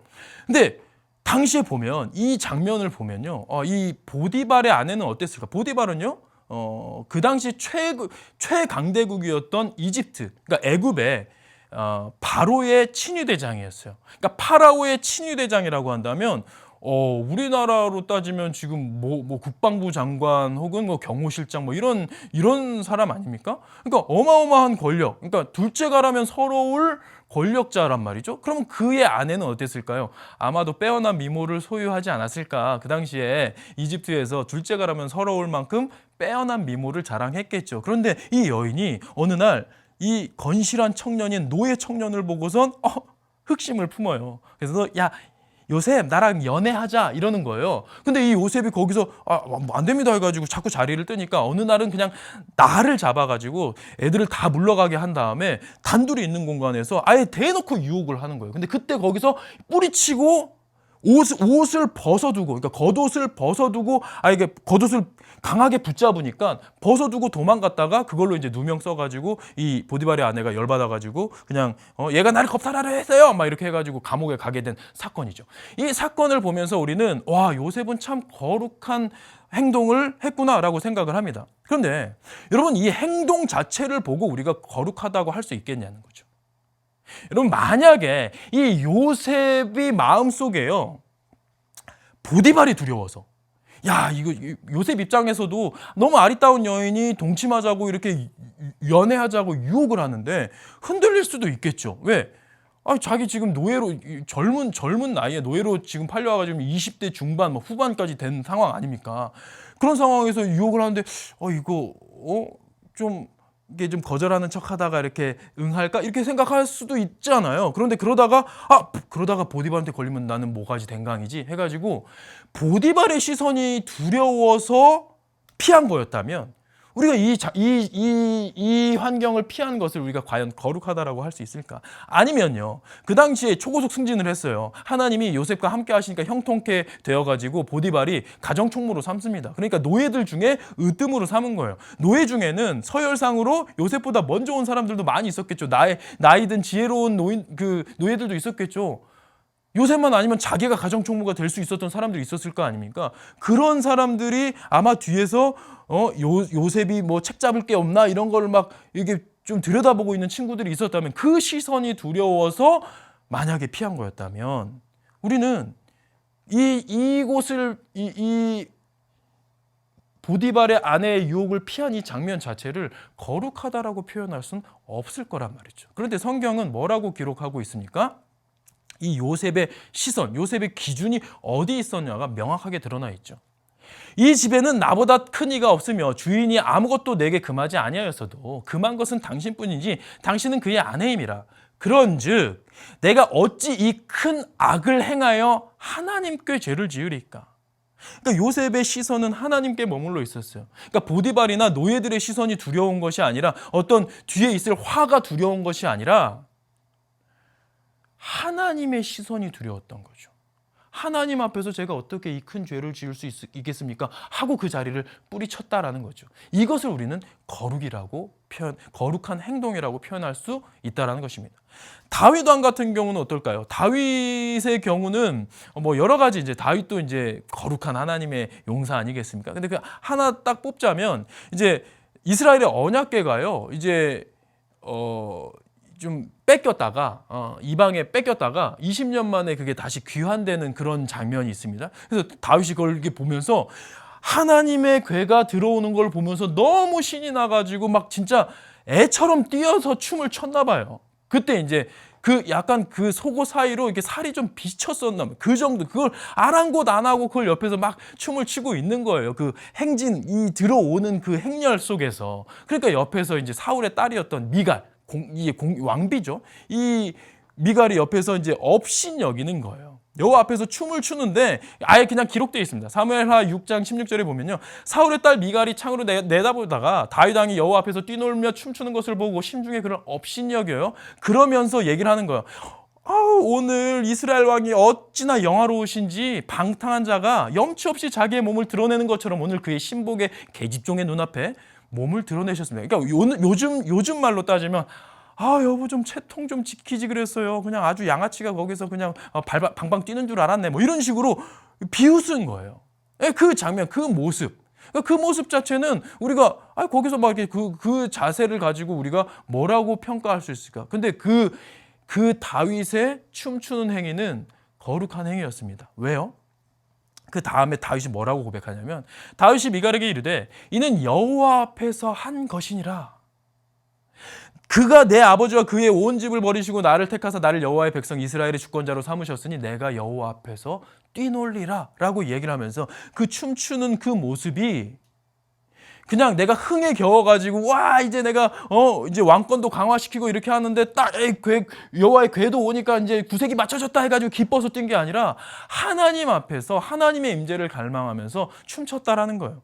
이것은 기준이 뭡니까? 이 행동의 기준이 뭐예요? 하나님이 계셨어요. 이것이 거룩한. 그러니까 우리의 예배를 드릴 때도요. 그냥 우리의 감정적인 만족을 위해서 드리는 예배를 하나님께서 거룩하게 받으실 리는 만무합니다.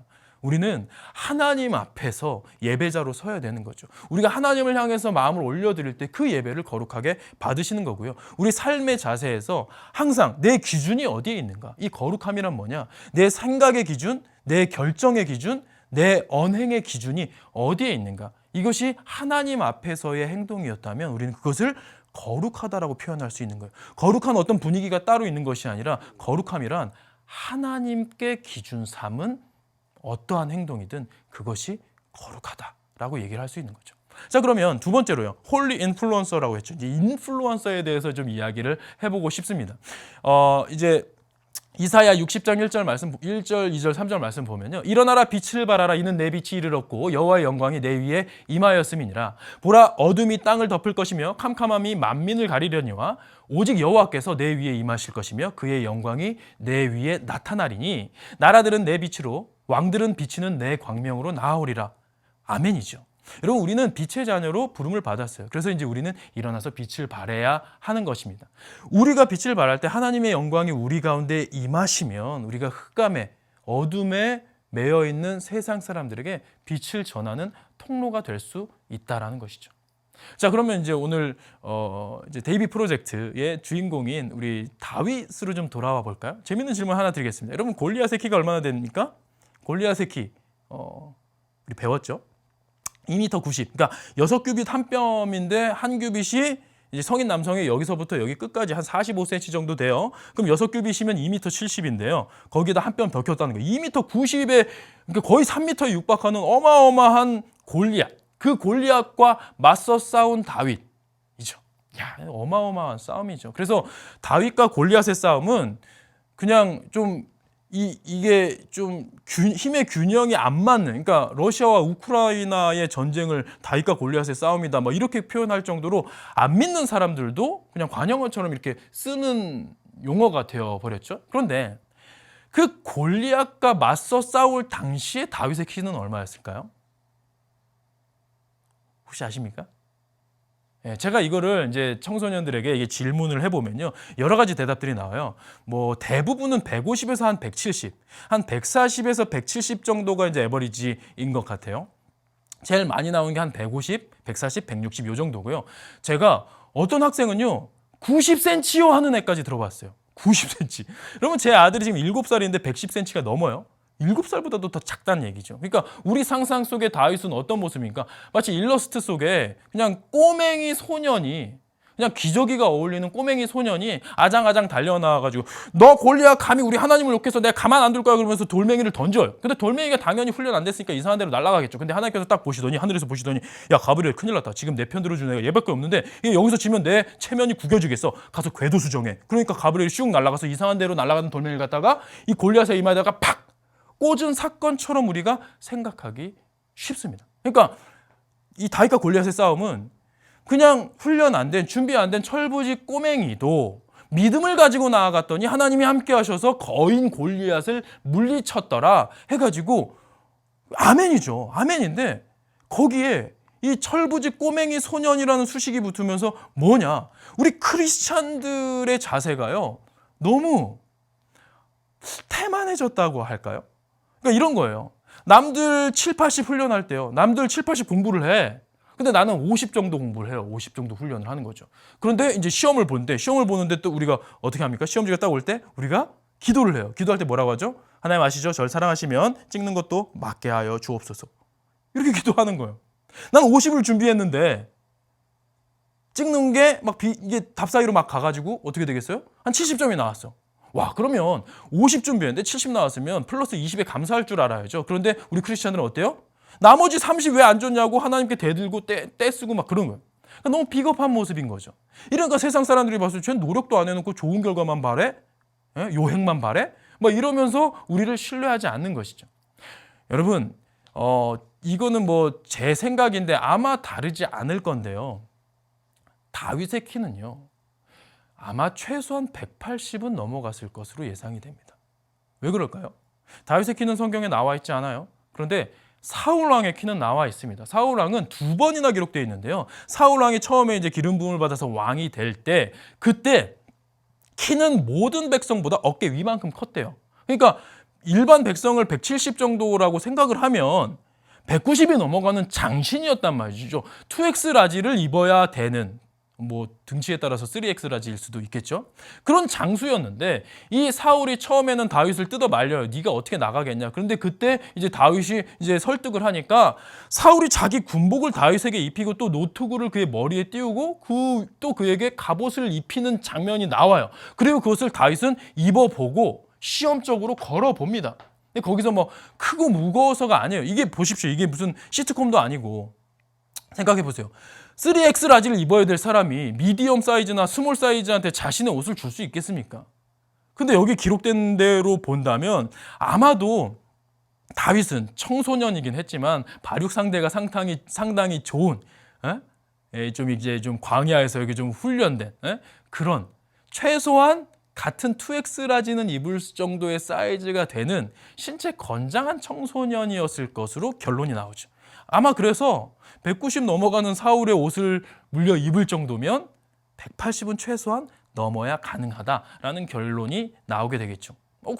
근데 아니 상대는 지금 2m 90인데 180이든 150이든 그게 무슨 상관입니까? 중요한 건 뭐냐면 이 다윗은요 광야에서 훈련된 용사였다라는 겁니다. 이 사울왕이 야 넌 안 돼. 쟤는 넌 소년, 넌 꼬맹이 소년이잖아. 물론 이제 청소년이지만 그는 어려서부터 용사라는 거죠. 그러니까 넌 안 돼라고 했을 때 다윗이 뭐라고 고백합니까? 주의 종이 아버지의 양을 지킬 때에 사자나 곰이 와서 양떼에서 새끼를 물어가면 내가 따라가서 그것을 치고 그 입에서 새끼를 건져내었고, 근데 그 중에서 개 중에 이제 맷집 좋은 애가 물매를 맞았는데 여기서 해롱거리다가 다시 일어나서 나를 해하고자 하면 어떻게 했다고요? 내가 그 수염을 잡고 그것을 쳐 죽였나이다 라고 기록되어 있어요. 그러니까 다윗은요 이미 사자와 곰도 상대할 수 있는 상당히 훈련된 용사였다라는 것이죠. 처음부터 그랬을까요? 처음부터 다윗의 뭐 달란트가 돌팔매 던지는 거라 가지고 그냥 아기 때부터 이게 기저귀 아장아장 걸어가면서 옆에 돌 던질 때 막 옆에 형님들 막 정수리 맞고 기절시키고 막 그러진 않았겠죠. 아마 처음에는 다윗도 양떼를 물어가는 맹수 앞에서 바지에 오줌을 지르며 두려워했을 겁니다. 그런데 어느 순간 결단했겠죠. 하나님, 이제 아버지께서 제게 맡겨주신 양떼를 제가 더 이상 놓치지 않겠습니다. 그때부터 뭐 했을까요? 돌멩이, 손에 돌멩이를 움켜쥐고 돌팔매 연습을 했겠죠. 하루에도 수백, 수천 번씩 돌팔매를 던지는 연습을 했겠죠. 손에서 피가 날 정도로 연습을 했겠죠. 훈련을 했겠죠. 그러고 나니까 어떻게 됩니까? 내가 나중에는 정확하게 원하는 곳에 꽂을 수 있는 실력을 갖추게 된 것이죠. 그 상태로 나간 거예요. 그러니까 다윗은 이미 훈련된, 준비된 용사로서 나간 겁니다. 여기까지 들으면 어떤 느낌이 들어요? 뭐야? 그럼 다윗과 골리앗의 싸움을 다윗이 실력으로 이겼다는 거예요? 그건 아니죠. 자, 골리앗은 어떤 상대입니까? 2m 90에 이 갑옷의 무게만 한 60kg 정도 됐대요. 그리고 창날의 무게만 한 7kg 정도가 됐습니다. 그리고 방패를 따로 들어주는 병사가 있을 정도였어요. 그러니까 완전 무장한 이 골리앗은요, 완전 전장의 지배자 아닙니까? 아마 다윗이 상대했던 사나운 맹수들을 손쉽게 사냥할 수 있는 정도의 위협적인 존재였죠. 그리고 투구도 쓰고 있었죠. 그러니까 이게 돌멩이가 와서 비껴 나가기만 하면 이제 다윗은 그 자리에서 이제 사지가 찢기는 그런 위험한 상황이었죠. 근데 중요한 건 뭐냐면 이 골리앗을 상대하러 나아갈 때에 이 다윗이 뭐라고 고백하는가? 그러니까 다윗은요, 거룩한 전쟁을 한 거예요. 홀리워라고 해야 될까요? 왜? 한번 볼까요? 말씀 볼까요? 다윗이 블레셋 사람에게 이르되 너는 칼과 창과 단창으로 내게 나아오거니와 나는 만군의 여호와의 이름 곧 네가 모욕하는 이스라엘 군대의 하나님의 이름으로 내게 나아가노라. 아까 다윗은 뭐라고 했어요? 광야에서 훈련된 존재였어요. 남들 8, 90 훈련할 때 다윗은 100을 훈련한 친구였어요. 그런데 이 전쟁터에 나가는 그 순간에 이 결과를 자신의 100 정도 쌓아 올린 훈련의 결과를 내어 맡긴 게 아니라 하나님께 내어 맡긴. 나는 이게 그냥 그렇잖아요. 막 골리앗이 막 무시하고 그러니까 이 꼬맹이 네가 뭘 이렇게 하면서 막 무시했을 거 아닙니까? 그때 다윗이 발끈해가지고 너 내가 누군지 모르나 본데 나 사자도 곰도 때려 눕히는 사람이야 하면서 갈 수도 있었죠. 자신의 능력과 실력을 의지해서. 그런데 다윗은 뭘 의지한다고요? 하나님의 이름으로 내게 나아가노라 라고 고백하는 거예요. 그 뒤에서 나오는 말씀 뭡니까? 여호와의 구원하심이 칼과 창에 있지 아니함을 이 무리에게 알게 하리라. 전쟁은 여호와께 속한 것인즉 그가 너희를 우리 손에 넘기시리라. 이 고백으로 나아가는 거예요. 전쟁이 하나님께 달려있다라고 고백하면서 나아가는 것이죠. 하나님 앞에서의 그 믿음, 하나님을 의지하는 신앙으로 나아갔더니 준비된 용사가 하나님을 의지하면서 나아갔더니 하나님이 그를 들어쓰셔서 민족의 운명을 바꿀 영웅으로 세우셨다라는 것이죠. 다윗은요, 그냥 남들 훈련할 때 옆에서 그냥 손이나 빨고 있다가 양치기 소년 막 늑대가 나타났다 막 이딴 소리나 하고 있었던 소년이 아니었단 말이에요. 훈련된 준비된 용사가 하나님 앞에 하나님의 기준으로 하나님의 이름으로 나아갔더니 하나님이 그를 거룩한 인플루언서, 거룩한 홀리 인플루언서, 거룩한 영향력을 갖춘 하나님의 도구로 쓰셨다라는 겁니다. 저는 우리가 그냥 단편적인 것만 보고 다윗도 준비 안 됐어, 꼬맹이였는데 이런 생각하지 마시고요. 최선을 다해 준비하셨으면 좋겠어요. 세상 사람들이 보기에도 그들보다도 더 노력하고 공부도 더 열심히 하고 우리가 달려갈 길을 열심히 경주하는 거예요. 왜? 우리는 이미 하늘에 속한 세대 아닙니까? 하늘의 상급을 우리는 기대하고 있지 않습니까? 그러니까 세상 사람들, 이 땅에서의 삶이 끝이라고 죽음을 두려워해서 결국 노후 준비에 여념이 없는 이들 사이에서 사후 준비가 이미 확실하게 되어 있는 우리들은 달라진 자세로, 더 여유롭고 더 너그러운 자세로 그들을 품으면서 그들을 이끌어주면서 살 수 있어야 되지 않을까라는 생각이 듭니다. 예레미야 23장 말씀에 보면요, 여호와의 말씀이니라 보라 때가 이르리니 내가 다윗에게 한 의로운 가지를 일으킬 것이라. 그래서 이 다윗의 하나님을 의지했던 이 모습은 어떻게 되죠? 예수님의 계보에 다윗이 들어가는 놀라운 이 다윗이요, 완벽한 사람은 아니었어요. 다윗은 우리아의 아내 바세바를 취하는 아주 엄청난 실수도 했던 사람이에요. 그럼에도 그때 나단 선지자가 이게 지적했을 때 바로 그 자리에서 돌아와서 주님 제가 죄인입니다 하면서 눈물로 회개했더니 어떻게 됩니까? 예수님의 계보에 들어갈 수 있는 영광스러운 이름으로 기록되게 되는 것이죠.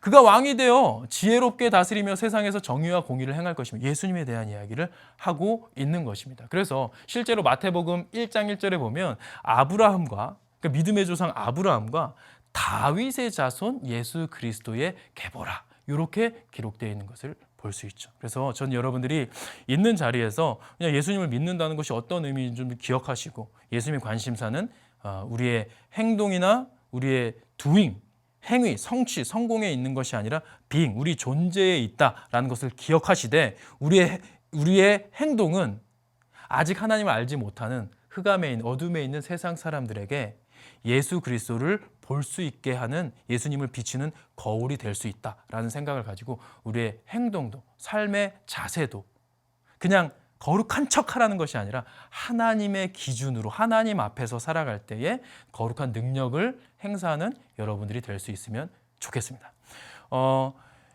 그 광고주들 가운데 되게 이제 광고쟁이들, 광고하는 사람들 중에 이게 있대요. 그들이 이제 좀 역대 광고 문구 중에 막 임팩트 있었던 것들을 기억할 거 아닙니까? 우리가 성경 구절 외우듯이요. 그런데 광고하는 사람들에게 되게 좀 다수의 추천을 받는, 그러니까 많은 사람들이 좋아하는 광고 문구가 있었는데 이게 한 2000년대 초반이었던 것 같아요.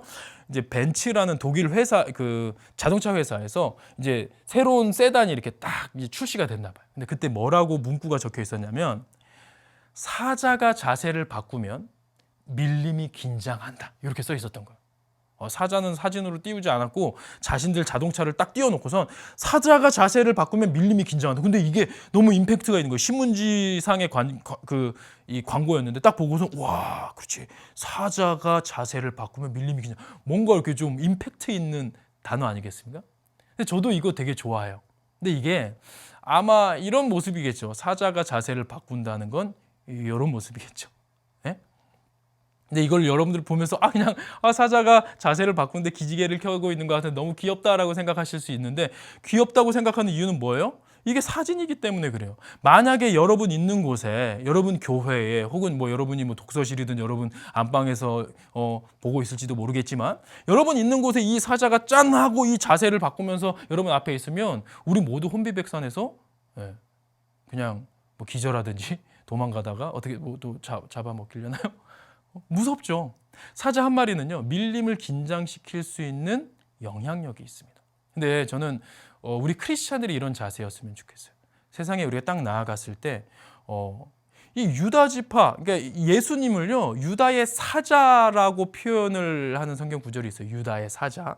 그러니까 예수님은 이제 사자로 표현이 되는 거죠. 근데 그 예수님의 심장을 가진 사람들, 그러니까 사자의 심장을 가진 우리 크리스찬이라고 한다면 세상에 나갔을 때 우리가 이제 자세를 딱 갖추니까 우리를 넘어뜨리려고, 우리를 유혹하려고 왔던 그 세상이 우리를 보고 긴장하며 벌벌 떨 수 있는 그런 멋진 인생이 될 수 있었으면 좋겠습니다.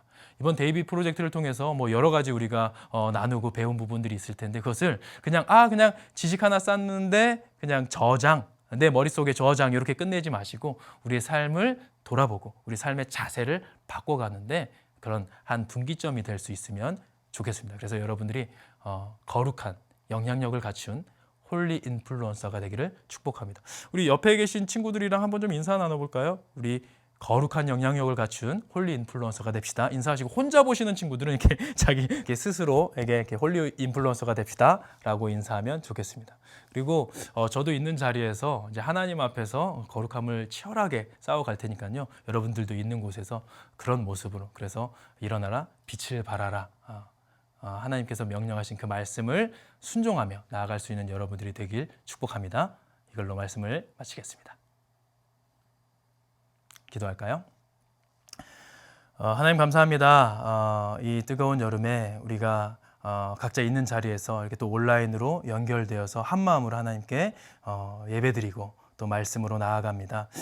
이 시대는 우리의 연약함으로 인하여서 많은 이들이 교회 다니는 이들을 교회를 또 손가락질하는 이 시대 속에서 우리가 때로는 위축될 수도 있지만 그러나 우리가 늘 우리와 함께 하시는 하나님을 기억하면서 우리의 생각과 마음의 기준을 하나님께로 두고 거룩하고 구별된 모습으로 세상에 나아가 빛으로 오신 생명 되신 예수 그리스도를 힘있게 증거할 수 있는 인생 될 수 있도록 우리 가운데 임재하여 주시옵소서. 그래서 완벽하진 않았지만 하나님의 마음에 합한 자였던 다윗처럼 우리도 하나님을 흐뭇하게 해드릴 수 있는 멋진 믿음의 세대로 자라갈 수 있도록 축복하여 주옵소서. 감사드리며 예수님 이름으로 기도합니다. 아멘. 청소년 친구들, 그리고 함께 이 영상으로 캠프를 참여하시는 분들, 이제 들은 말씀 가지고 함께 기도합시다. 먼저 오늘 말씀인 이사야서 60장 1절부터 3절 우리 함께 읽어봅시다. 시작. 일어나라, 빛을 발하라. 이는 내 빛이 이를 얻고 여호와의 영광이 내 위에 임하였음이니라. 보라, 어둠이 땅을 덮을 것이며 캄캄함이 만민을 가리키려니와 오직 여호와께서 내 위에 임하실 것이며 그의 영광이 내 위에 나타나리니 나라들은 내 빛으로 왕들은 비치는 내 광명으로 나아오리라. 아멘. 우리는 선한 영향력을 끼치기 위한 존재로 부름을 받았습니다. 예수님이 우리에게 영광으로 빛으로 임하셨습니다. 그러므로 우리는 주님의 영광을 전하고 빛을 전달해야 합니다. 어둡고 거대한 세상 앞에 우리는 거룩함으로 승부해야 합니다. 여러분을 통해 복음이 증거되고 죽어가는 영혼이 살아나고 세상을 변화시키는 그 일들을 위해서 우리 함께 기도합시다.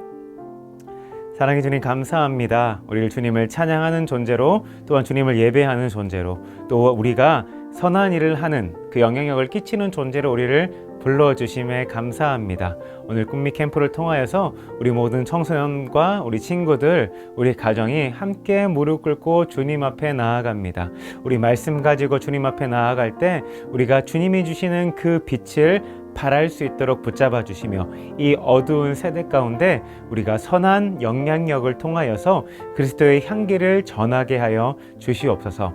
그러기 위해서 우리가 먼저 주님 앞에 무릎 꿇게 하시고 주님의 큰 은혜를 경험하게 하시며 골리앗과 같은 거대한 세상 앞에 하나님이 주시는 말씀으로 거룩함으로 승부를 보게 하여 주시옵소서. 이 세상에 있는 수많은 그런 문화들과 수많은 그런 일들 속에서 우리가 선한 영향력을 위해 우리가 끝까지 영적인 전쟁을 할 수 있도록 주님께서 붙잡아 주시옵소서. 감사합니다. 예수님 이름으로 기도드렸습니다. 아멘.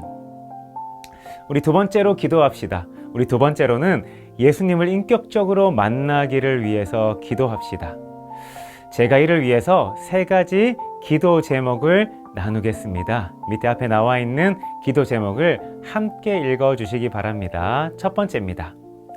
예수님께서 나를 위해 십자가에 달려 죽으셨고 부활하심으로 내 모든 죄가 사하여졌음을 깨닫게 해주세요. 성령님 역사하셔서 예수님이 나를 위해 죽으셨다라는 사실이 믿어지게 해주세요. 세 번째로 이 믿음을 통해 구원을 확신하며 예수님을 인격적으로 만나는 시간 되게 해주세요. 이 세 가지 기도 제목을 가지고 함께 기도할 텐데요. 우리 정말 우리의 가정에서 또한 우리 함께 교회에서 우리가 이 영상을 시청하는 곳 어디에서라든지 예수님 이 시간 나를 만나 주시고 나를 변화시켜 주시고 이 자리 가운데 주님 함께 해 주세요. 같이 우리 이 내용 가지고 기도합시다. 사랑해 주님 감사합니다. 오늘도 저희가 함께 예수님을 인격적으로 만나기 위해서 기도합니다. 우리 기도를 통하여서 주님 우리의 각자의 자리 가운데 임하여 주시옵소서. 예수님의 십자가의 그 사랑이 내 마음에 와닿게 하여 주시옵시고 2000년 전에 일어났었던 그 일이 단지 역사적인 사실일 뿐만 아니라 나를 위해서 십자가에 달려 죽으셨다라는 그 확신이 들게 하여 주시옵소서. 성령님 역사하셔서 우리 청소년 모든 아이들이 예수님을 만나고 예수님이 인격적으로 경험하는 시간 되게 하여 주시옵소서. 우리의 죄가 밝혀져서 주님 앞에 회개의 눈물을 흘리게 하시고 우리가 예수님의 그 십자가의 사랑을 힘입어서 우리가 영원한 생명을 얻었음을 구원을 얻었음을 우리가 깨닫게 하여 주시옵소서. 십자가의 복음이 내 삶에 완전히 자리 잡게 하여 주시옵소서. 내가 돈을 쫓지 않고 이 외모를 내가 쫓지 않고 학업을 쫓지 않고 그 다른 어떤 것보다 예수 그리스도 그 십자가만 의지해서 나아가게 하시고 예수님을 만나 주심으로써 우리의 모든 죄의 문제를 해결하시고 죽음의 문제를 해결하시는 그 예수님의 크신 그 사랑을 지금 이 시간 경험하게 하여 주시고 아이들 가운데 찾아가서 오늘 그 아이들 가운데 구원이 임하는 역사가 있을 수 있도록 주님께서 역사하시고 주님 함께하여 주시옵소서. 감사합니다. 예수님 이름으로 기도드렸습니다. 아멘. 우리 세 번째로 한번 기도해 볼까요? 우리 구원의 확신을 위해서 기도합시다. 제가 이를 위해서 세 가지 기도 제목을 준비했습니다. 함께 읽어주시면 감사하겠습니다. 첫 번째입니다. 이 세상의 거대함과 싸워 승리하는 세상이 감당하지 못하는 믿음의 사람이 되게 해주세요. 두 번째입니다. 두려움과 불안함이 아닌 매일 매 순간 구원의 감격을 누리며 승리하게 하소서. 세 번째입니다. 하나님이 구원받은 사람을 끝까지 지켜주시고 보호하여 주심을 믿게 하여 주시옵소서. 이 세 가지 기도 제목 읽으셨을 텐데요. 하나님께서 여러분을 만나주시고 하나님께서 예수님을 통해 여러분에게 구원을 주셨습니다. 우리는 이 구원을 확신할 수 있어야 됩니다. 예수님께서 우리를 지켜주시고 보호하여 주시고 세상 끝날까지 우리와 함께 하신다라는 그 확신이 오늘 기도하는 모든 청소년들 가운데 임하기를 축복합니다. 우리 같이 이 기도 제목 가지고 함께 기도하도록 하겠습니다. 사랑해 주님 감사합니다. 오늘도 이 예배 가운데 꿈미 캠프 가운데 주님 역사해 주심에 감사합니다. 하나님 우리가 주님께서 주시는 그 구원에 확신을 얻게 하여 주시옵소서. 우리가 긴가민가하지 아니하고 우리가 또한 구원을 받았는지 두려워하는 마음이 아니라 오늘 우리에게 구원을 주셨음을 확신할 수 있도록 주님께서 성령님 역사하여 주시옵소서. 우리는 연약해서 늘 불안해하고 두려워하고 우리는 긴가민가하지만 하나님의 역사는 우리에게 온전하게 우리를 만나주시고 구원을 주셨을 줄로 믿습니다. 우리가 이 확신을 우리의 감정에 두지 않고 나를 사랑하시는 그 객관적인 하나님의 말씀에 두어서 주님 앞에 기도하면서 나아갑니다. 주님 한 영혼이라도 더 주님께 돌아오고자 하는 그런 주님의 마음을 기억해서 우리 꿈미 캠프에 참여하는 모든 우리 청소년 아이들의 그 각자의 자리에서 주님께서 구원을 허락하여 주시고 아이들이 구원의 확신을 가질 수 있도록 주님께서 붙잡아 주시옵소서. 주님 특별히 우리 아이들이 예수님 인격적으로 만나고 구원의 확신 가운데 이번 꿈미 캠프에 온전한 삶의 변화가 있게 하여 주시옵소서. 이전에는 예배도 그렇고 말씀도 그렇고 지루하게 느껴지고 이해가 잘 되지 않았다면 이 구원과 구원의 확신을 통하여서 주님을 찬양하는 그 일을 기뻐하게 하시고 주님을 예배하는 그 예배가 기다려지게 하시며 그 아이들의 삶이 완전히 변화되는 역사가 있게 하여 주시옵소서. 또 불안함과 또 죽음에 대한 모든 문제, 또 죄에 대한 그런 모든 문제에서 우리를 자유케 하셨음을 깨닫고 주님 앞에 감사와 찬양으로 담대하게 이 세상을 이길 수 있는 믿음을 우리 자녀들에게 허락하여 주시옵소서. 감사합니다. 이 모든 말씀 예수님 이름으로 기도드렸습니다. 아멘. 우리 네 번째로 기도합시다. 우리 네 번째는요, 특별히 우리 가정을 위해서 기도합시다. 우리 하나님께서 우리에게 가정을 허락하셨습니다. 그래서 이를 위해서 제가 세 가지 기도 제목을 나누겠습니다. 여러분 각자의 자리에서 함께 읽어주시기 바랍니다. 첫 번째입니다. 가정에서 받았던 모든 상처가 회복되게 해주세요. 두 번째입니다. 부모님을 원망하고 불평하는 마음을 거두어 가시고 부모님을 사랑할 수 있는 마음을 주세요. 세 번째, 가정을 위해 포기하지 않고 끝까지 기도하게 해 주세요. 아멘. 이 세 가지 기도 제목을 가지고 함께 기도할 텐데요. 특별히 이 기도는 옆에 있는 가족들과 또 친구들과 우리 형제 자매들과 함께 기도하는 시간을 가지도록 하겠습니다. 옆 사람과 우리 한번 손을 잡아 볼까요? 가능하시면 우리 손을 함께 잡고 또 동그랗게 둘러 앉아서 함께 기도하도록 합시다. 그리고 부모님이 함께 계시다면요, 부모님들은 우리 아이들의 몸에 손을 얹고 기도해 주시면 감사하겠습니다.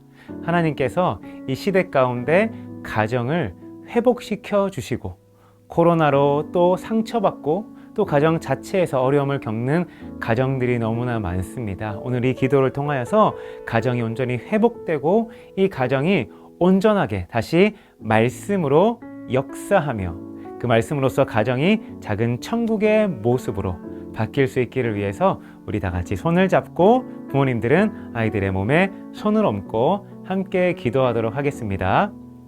사랑해 주님 감사합니다. 오늘 같이 꿈미 캠프를 통하여서 가정을 위해 기도하게 하심에 감사합니다. 특별히 우리 청소년 아이들 하나님 사춘기 시기를 겪으면서 부모님과 대화하거나 부모님 가정 가운데 어려움을 겪는 친구들이 너무나 많습니다. 혹시 이전이라도 아이들이 받았었던 상처가 있다면, 그 가정 안에서 겪었었던 아픔들이 있다면 하나님 치유하여 주시고 그 마음을 만져주셔서 온전히 가정이 회복되는 역사가 있게 하여 주시옵소서. 주님의 크신 은혜를 갈망하며 나아가오니 이 가정 가운데 주님께서 개입하셔서 치유의 역사가 일어나게 하여 주시옵소서. 우리 특별히 우리 부모님들 위해서도 기도합니다. 가정의 가장으로서 또 어머니로서 역할들을 감당하는데 주님 안에서 힘을 얻게 하여 주시옵소서. 부모님의 연약함이나 부모님의 질병이나 그런 모든 아픈 것들이 치유되고 깨끗게 되는 역사가 있게 하시고, 그 가정을 위해서 우리 부모님들이 먼저 헌신하고 사랑하고 기도하는 그런 모습들을 주님 우리 부모님들이 할 수 있는 그 마음의 풍성한 은혜를 더하여 주시옵소서. 하나님, 이 가정이 작은 천국의 모습으로 우리가 살아가기를 원합니다. 가정이 정말 주님이 주시는 행복으로, 주님이 주시는 기쁨으로 가득 차게 하시고, 서로의 마음 가운데 상처를 주는 말이 아니라 서로를 세워주는 말을 할 수 있도록 주님 붙잡아 주시옵소서. 특별히 부모님과 부모님 사이, 그리고 부모님과 자녀들 사이에 소통이 되지 않는다면 하나님 그 문제를 놓고 주님 앞에 기도합니다. 하나님, 그 막힌 담이 무너지고 대화가 잘 통할 수 있도록 붙잡아 주시옵소서. 내 생각만 주장하지 않고 서로의 입장들을 배려하며 우리 부모님들의 그 마음과 아이들의 마음이 하나가 되는 역사, 그래서 하나님 주시는 마음으로 가정이 한 마음으로 나아갈 수 있도록 주님 붙잡아 주시옵소서. 그리고 깨진 가정들이 있다면 주님께서 회복시켜 주시옵시고, 가정에 어려움들이 있다면 가정 모두가 한 마음으로서 기도하게 하시며 기도 응답을 경험하는 가정 될 수 있도록 주님께서 붙잡아 주시옵소서. 그 가정의 모든 문제를 주님 앞에 맡기며 끝까지 기도하게 하시고, 기도를 통하여서 하나님의 회복을 늘 매일매일 경험하는 가정 되게 하시고, 가정 예배가 회복되는 그런 아름다운 가정 될 수 있도록 주님 붙잡아 주시옵소서. 감사합니다. 예수님 이름으로 기도드렸습니다. 아멘. 마지막 5번째입니다. 우리 주일 예배와 매일의 예배를 위해 기도합시다. 제가 이를 위해서 3가지 기도 제목을 나누겠습니다. 함께 읽어주세요. 첫 번째입니다. 예배를 생명보다 더 소중하게 여기게 하시고 매 예배 시간 구원의 기쁨과 감격을 고백하게 해주세요. 주일 예배 때 받은 은혜를 한 주 동안 기억하게 하시고 큐티를 통해 매일 주님과 교제하게 해주세요. 예배가 의무가 아니라, 안 가면 불안하기 때문에 가는 것이 아니라 하늘의 기쁨과 하나님의 임재를 갈망하는 마음으로 예배를 드리게 해주세요. 이 3가지 기도 제목을 가지고 우리 다 같이 함께 또 손잡고 기도하겠습니다. 기도합시다. 사랑해 주님 감사합니다. 오늘 이제 이 캠프를 통하여서 받은 은혜가 예배로 지속되게 하여 주시옵소서. 매주의 주일 예배를 사모하게 하시고 매주 드려지는 그 주일 예배의 그 말씀을 아멘으로 받고 그 말씀으로 한 주 동안 살아갈 수 있도록 주님께서 붙잡아 주시옵소서. 하나님, 또한 매일매일 큐티하고 말씀 보는 개인의 경건의 예배 또한 아이들이 잘 지켜서 주님의 은혜 안에 주님의 말씀 안에 자라날 수 있도록 주님께서 붙잡아 주시고 주님이 수련의 은혜가 매주 예배가 지속되게 하시고 그 매주 드려지는 그 예배의 그 은혜를 통하여서 계속해서 우리의 신앙이 하나님으로부터 자라나게 되는 역사가 있을 수 있도록 붙잡아 주시며 예배를 생명보다 귀하게 여기게 하여 주시옵소서. 감사합니다. 예수님 이름으로 기도드렸습니다. 아멘. 우리 하나님의 사람으로 자라나는 데이비 프로젝트 꿈미 청소년 캠프 함께 해준 모든 청소년분들, 우리 가족 여러분 감사합니다. 우리를 이 세상에서 승리하게 하실 하나님께 영광의 박수를 올려드리겠습니다. 우리가 기도한 대로 항상 하나님의 사람으로 멋지게 자라나기를 위해서 함께 기도하겠습니다. 이제 각자의 현장에서 캠프 때 받은 은혜들을 나누며 승리하는 삶을 살아가세요. 그럼 샬롬. 아멘. 귀한 말씀과 뜨거운 기도로 세상 가운데 홀리 인플루언서로 살아가는 그런 시간이 되기로 결단했어. 맞아. 하나님의 사람으로 세상 속에서 살아가는 우리 모두가 되자. 이제 받은 말씀 가운데 함께 퀴즈를 진행하려고 합니다. 총 3가지의 문제가 나갈 텐데 각각 빨리 답을 보낸 친구에게 치킨 기프트콘을 보내도록 하겠습니다. 정답을 아는 친구들은 010-355-7507 여기로 연락하시면 돼요. 답을 확인한 후에 답을 가장 빨리 맞춘 친구에게 따로 연락할게요. 그럼 이제 첫 번째 문제 나갑니다. 첫 번째 문제, 오늘 설교의 제목은 무엇일까요? 엄청난 속도로 지금 연락이 오고 있어요. 답을 맞춘 친구에게 캠프가 끝나고 바로 연락할게요. 그럼 정답이 뭔지 한번 보도록 하겠습니다. 정답은 바로 홀리 인플루언서였죠. 많은 친구들이 답을 맞춰줬네요. 그럼 이제 두 번째 문제 나가도록 하겠습니다. 설교에 등장한 성경 인물은 누가 있었나요?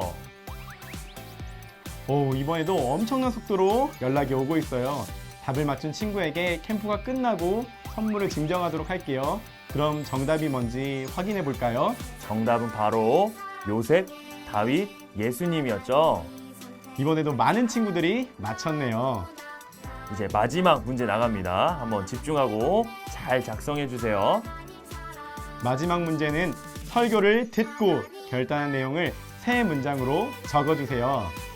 적으신 후에 위에 번호로 보내주시면 됩니다. 이번에도 정말 많은 친구들이 보내주고 있는 것 같아요. 그런데 이번에는 빨리 보낸 친구 1명, 그리고 내용을 잘 전한 친구 1명, 이렇게 해서 2명에게 선물을 보내주도록 하겠습니다. 많은 친구들이 보내고 있는데 정말 은혜의 나눔을 많이 해주고 있네요. 정말 감사해요. 우리 이렇게 넘치는 은혜를 주신 하나님께 한번 감사의 박수 올려드리도록 할까요? 자, 이제 우리 여러분 하나님의 사람으로 자라가는 프로젝트를 완수했다는 의미로 함께 수료식을 진행하도록 하겠습니다. 여러분 정말 수료를 축하해요. 그럼 이제 함께 수료식 장소로 이동할게요. 고고고! 샬롬, 우리 청소년 친구들 반가워요. 목사님은 꿈미부소장 백상원 목사님이에요. 우리 청소년 친구들이 이번 여름에 꿈미 VBS 데이비 프로젝트를 정말 열심히 하고 너무 재밌게 잘했다라고 목사님이 소문을 들었어요. 우리가 이번에 배운 대로 다윗은 연약했습니다. 작았고요. 무가치한 존재처럼 보였어요. 하지만 하나님은 다윗이 이스라엘 최고의 왕이 될 수 있도록 그의 인생의 4가지 빅데이터를 허락하시죠. 다윗이 왕이 될 수 있도록 하나님이 그를 선택하셨고요. 하나님이 힘센 골리앗을 이길 힘과 능력을 주셨고, 하나님이 다윗이 지켜야 할 말씀을 주셨고요. 하나님이 다윗과 그의 자손을 세세무궁토록 축복하는 놀라운 약속을 허락하셨어요. 하나님이 그의 인생 가운데 허락하신 이 4가지 빅데이터, 선택, 힘, 말씀, 약속은 이번에 데이비 프로젝트에 참여한 우리 모든 청소년 친구들에게도 하나님은 동일하게 인생의 빅데이터가 되기를 원하십니다. 이제는 나도 다윗처럼 하나님의 사람으로 멋있게, 당당하게, 씩씩하게, 패역하고 음란한 이 세상에 물들지 않고 거룩하고 흠없는 새벽이슬 같은 주의 자녀로 살아갈 수 있는 거예요. 목사님도 여러분이 다윗과 같이 멋진 하나님의 사람으로 어떻게 자라갈지 너무나도 기대됩니다. 그리고 그 기대하는 마음을 담아서 간절히 기도할게요. 자, 이제 이러한 마음으로 꿈미 VBS 수료식을 진행하겠습니다. 자, 부모님들께서는요, 꿈미 홈페이지에서 꿈미 VBS 데이비 프로젝트 수료증을 출력해 주시면 이렇게 준비하실 수 있을 거예요. 그리고 교회 이름과 우리 자녀의 이름을 적어 주십시오. 자, 이제 준비가 되었으면 부모님이 자녀에게 직접 전달해 주세요. 원래는 교회에서 다 같이 모여서 목사님이 우리 학생들 한 명 한 명 전달해 주셔야 하지만 아쉽지만 코로나 바이러스로 비대면으로 진행하게 되었습니다. 그리고 혹시 우리 친구들 중에 부모님이 캠프에 참여하지 않으셔서 본인 스스로 해야 하는 경우에는 본인이 교회 이름, 나의 이름을 적고 핸드폰 셀카로 멋진 인증샷을 남겨도 좋을 것 같아요. 어떤 방식이든 다 좋습니다. 왜냐하면 우리 하나님이 우리 친구들에게 주시는 거니까요. 옆에 계신 가족분들은 우리 자녀들이 하나님의 사람 다윗처럼 멋지게 자라길 기대하는 마음으로 힘껏 박수를 쳐주세요. 목사님도 너무나도 축복하고 기대하고 기도합니다. 자, 이것으로 데이비 프로젝트 수료식을 마치고요. 마지막으로 꿈미 소장이신 주경훈 목사님께서 마무리 기도를 해주시겠습니다. 오늘 하루 받은 은혜를 기억하면서 우리 다 같이 마무리 기도 하도록 하겠습니다. 기도하겠습니다. 하나님 감사합니다. 오늘 우리가 온라인 속에서 하나님을 예배하였습니다. 오늘 하루 동안 받은 은혜를 우리 마음 가운데 잘 정리하게 하여 주시옵소서. 세상의 거대함 앞에 움츠러들지 않게 해주시고 하나님의 거룩함으로 다윗처럼 세상에서 승리하는 복된 예수님의 제자 되게 하여 주시옵소서. 이제 곧 개학합니다. 우리가 어디를 가든지 간에 예수님의 제자로 하나님의 이름으로 싸워 승리하는 복된 사람 되게 하여 주시옵소서. 감사를 드리며 귀하신 예수님의 이름으로 기도합니다. 아멘.